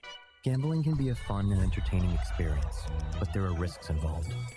If you're planning on betting on the game at the casino or on your phone or computer, know your limit, stay within it. Set a budget and a time to stop. Remember, gambling isn't a financial solution, and it doesn't mix well with alcohol or drugs. Know the risks and have a plan before you begin gambling. For free and confidential services, call 1-800-GAMBLER 24/7 or go to helpmygamblingproblem.org. Jeremy Kahn here. The ultimate sports betting experience in Maryland is at the Green Turtle Bet Park Sportsbook. Join me at either location in Canton or in Towson and place your bets in person and be a part of the action. It's the best in-class sports wagering experience, complete with the ultimate TV package, ensuring you can catch every game all day, every day. Their state-of-the-art facilities bring Las Vegas energy right here to Maryland just in time for postseason football. So visit the Green Turtle Bet Park Sportsbook in Canton and Towson and elevate your game day experience and hang out with me to bet, watch, and win at the Turtle. What company has the expertise to make your home healthier by purifying your air and killing all viruses, allergens, and bacteria? A.J. Michaels, Heating and Air Conditioning in Baltimore and Annapolis, ajmichaels.com. Coming back in here with Glenn and the other guy, Garrett, whatever his name is. You know who they are. All right, back in here on GCR as we wind down for if you didn't join us at the start, you got no to blame but yourself because we told you all week we were doing a 9 to 11 show today. Whether you're celebrating a special milestone, entertaining clients, or simply enjoying a night out, count on Ruth's Chris to deliver to you the finest steaks, the best service, and the level of hospitality that has made Ruth's Chris one of the most revered names in steak since 1965. Make your reservation right now at ruthschris.com. All right, Josh Jones is a veteran offensive lineman, played at the University of Houston his first 3 seasons with the Cardinals, last year with the Texans. He's not really a starter. He started 3 games last year. He started 9 the previous year. He did start 12 games in 2021. I think Jake Luke on Twitter just said he comes off like a body. Yep, he does. But also, Jake Luke said the Ravens at this point in the offensive line could use another body. So I assume that means he gets to compete with Patrick Faalele for the right tackle job if the Ravens don't draft. Daniel Faalele. What did I say? You said Patrick. I don't. Oh, I made Patrick McCary and yeah, there it is. Daniel Faalele one person. That's exactly what I did. Yes, correct. Daniel Faalele. I was thinking about cutting you off. I was like, oh, we only have like 10 minutes. Yeah, here. I know. No, but you're right, 100%, and that's what I did. It's one of those things. When you're wrong, you're wrong. I was wrong. I said the wrong thing. I made two people one person. Yes, he'll compete with Daniel Fa'alele and maybe Patrick McCary to be the Ravens' right tackle. If they don't draft someone that they intend to play at right tackle on day one. But the Ravens have signed a veteran offensive lineman. Josh Jones joins the Baltimore Ravens. You want to hit that button real quick? Yeah, sure. It's gonna. I know it's not real quick then. I know it's not. Might be the time that we had for hitting the button. It's Fighting Words with Griffin Bass. Fighting Words brought to you today by Atman's Deli. Atman's Harbor Point is now open. Come check out the brand new Atman's. All of the things that you love about the original Atman's, the hand-rolled bagels, the corned beef piled high, the traditional New York deli vibe, the amazing soups. It's the pickles. They've got a full pickle bar. It's all you could ask for in life. Plus, they've got an actual bar, like a full bar as well at the new Atman's in Harbor Point. Stop in, see them, find daily specials. atmansdeli.com. You got 2 minutes. All right, really the only thing this week that was big is that Bellator struck a deal with Warner Brothers so that all their events for the remainder of 2024 will be streaming at no additional cost on Max, HBO Max, whatever you want to call it. Okay, but I thought Bellator was PFL now. They are, but I guess the TV deal, they're still separate for now, and they're okay. It's gonna take a minute. Gotta be honest with you, I did not know they were still doing standalone Bellator events. They are. In fact, there's one tomorrow. Oh. Starts at 1 p.m. Eastern. So if you have Max, I know it's basketball. You're gonna be watching basketball, yes, but so it doesn't really matter this week. But the rest of the year, you will be able to catch all the Bellator events. And starting tomorrow, if you're a true MMA heathen, you can watch PA or Bellator. Belfast tomorrow, right. as Corey Anderson and Carl Moore are fighting. Sure. In the main event, so should be a good one. I guess mostly I just kind of wanted to recap what had happened a couple weeks ago, since we never had a chance to last week either. But Anthony Joshua starched Francis Ngannou in the boxing, which makes you think it was legitimate. It does. Yeah. Joe Parker beat Zhang, but it didn't really go that. Zhang probably should have won. There was a funny clip of when they were reading the scorecard. Zhang probably should have won, and he was very confused when he lost the decision. Otherwise, a lot from 299. Sean O'Malley beat Chito Vera, and so he remains undefeated, as he says. Okay. Because the first loss to Marlon Chito Vera didn't count. Otherwise, yeah, I mean we're just kind of waiting on UFC 300. Right now, which is April 13th. I was going to say, how many weeks away? Okay. April 13th. Is there a fight this weekend? There is. Last weekend's card and this weekend's card are very, very nondescript. I believe it's Rose. But there's somebody. Namajunas. Yeah, Rose Namajunas is fighting. I already forget who she's fighting this week. Great. Nailed it. It's college basketball. I understand, but you're the fighting words guy. And I'm telling you that these are last week's card might have been one of the worst. Good. Tai Tuivasa fought Amanda Ribas. Yes, Amanda she's fighting. Namajunas is a -220 favorite. Yeah, I like. I think I like. You can bet it at Superbook. Superbook.com. Download the Superbook app. Use the code GlennClark23 when you sign up. Receive up to a $250 same-day first bet match, win or lose. Last week's card might have been the worst that I've ever seen in my life. Yikes. It was very bad. All right, very good. So a very, very disappointing version of fighting words. This is kind of what happens. We're in between 299 and 300, which were both really mega cards. Both mega cards. So I mean, there's not really I don't anybody think, I think else it's to a bad fight. excuse, but yes, Yeah, that is. I hear you. That is. I hear you.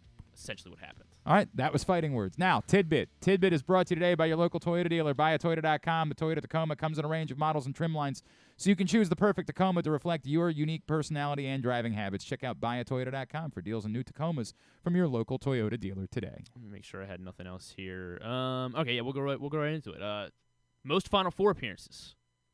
All time? Yeah. How many? Let's do everybody with double digits, so that would be the top 7. Duke has the third most with 17. Carolina. Carolina has the most, 21 Final Four appearances. Kentucky is 4th, tied with Duke, so tied for 3rd.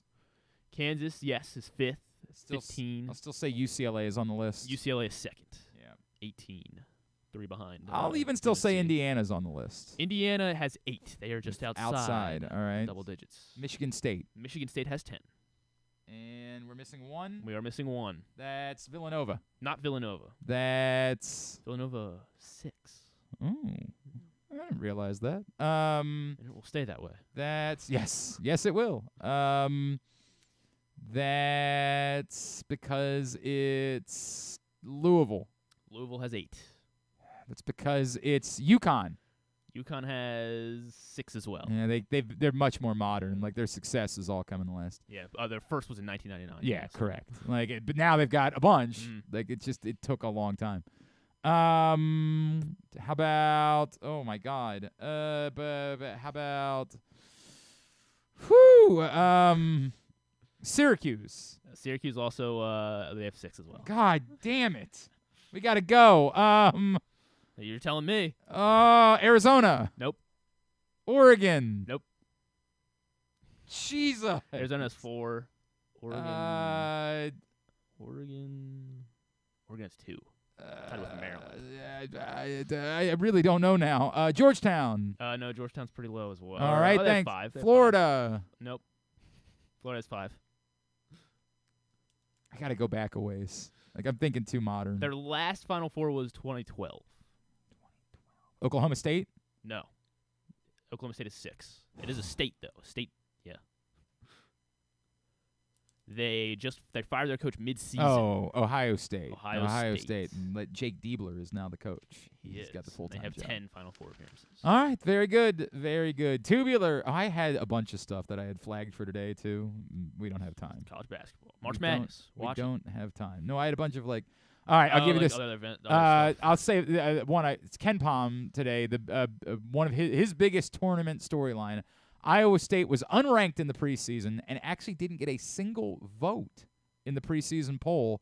The Cyclones have become the first team in the 64-team era to go from unranked in the preseason to a top 2 seed to then reaching the Final Four if they were to make it to the Final Four. So there's an interesting tidbit going into the tournament. I'll save the other one for tomorrow.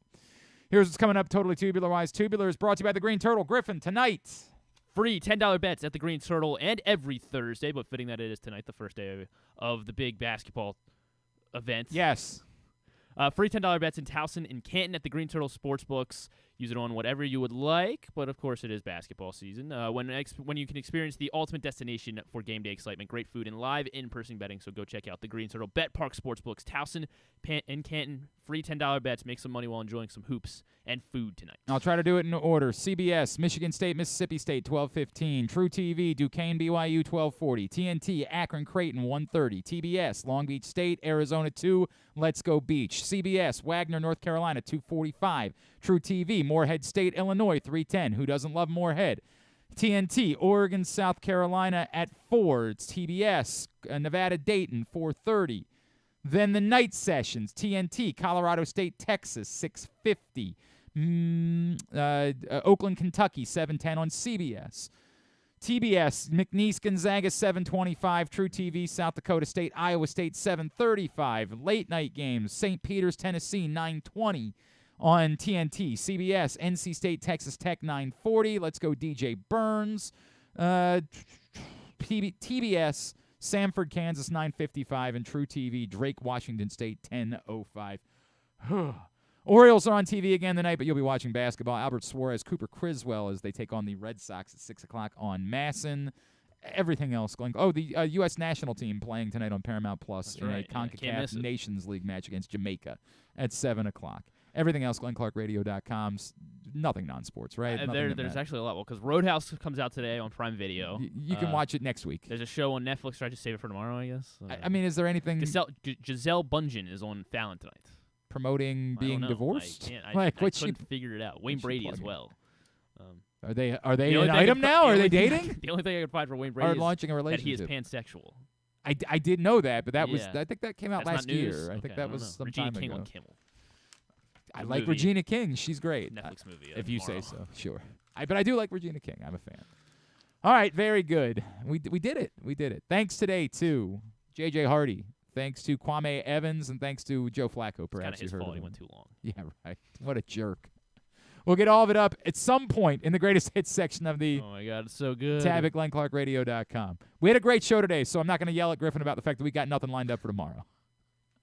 Stan will be here. We'll talk some baseball with him. That's all we need. Stuff and things. That's what we got going on tomorrow. We'll work on it. Come hang out with us. We are headed to Sports and Social. Come join us at noon. Watch the hoops. We got great giveaways. We got baseball tickets to give away, food and drink specials. Come hang. Sports and Social, live casino and hotel. Come see us. Thanks to Griffin at Griffin_Bass. Follow us, Twitter, Instagram, and TikTok at Glenn Clark Radio. I guess didn't thank everybody at PressBox. Great sponsors and partners, Ruth Chris, Live Casino and Hotel, Atman's Deli, AJ Michaels, Guilford Hall Brewery, Royal Farms, Costa Sin, Superbook Sports, Glory Days Grill, your local Toyota dealer, buyatoyota.com. Thanks to you for filling up our bracket contest. Love you guys. Have a great Thursday night. Go Hoops. Duke sucks.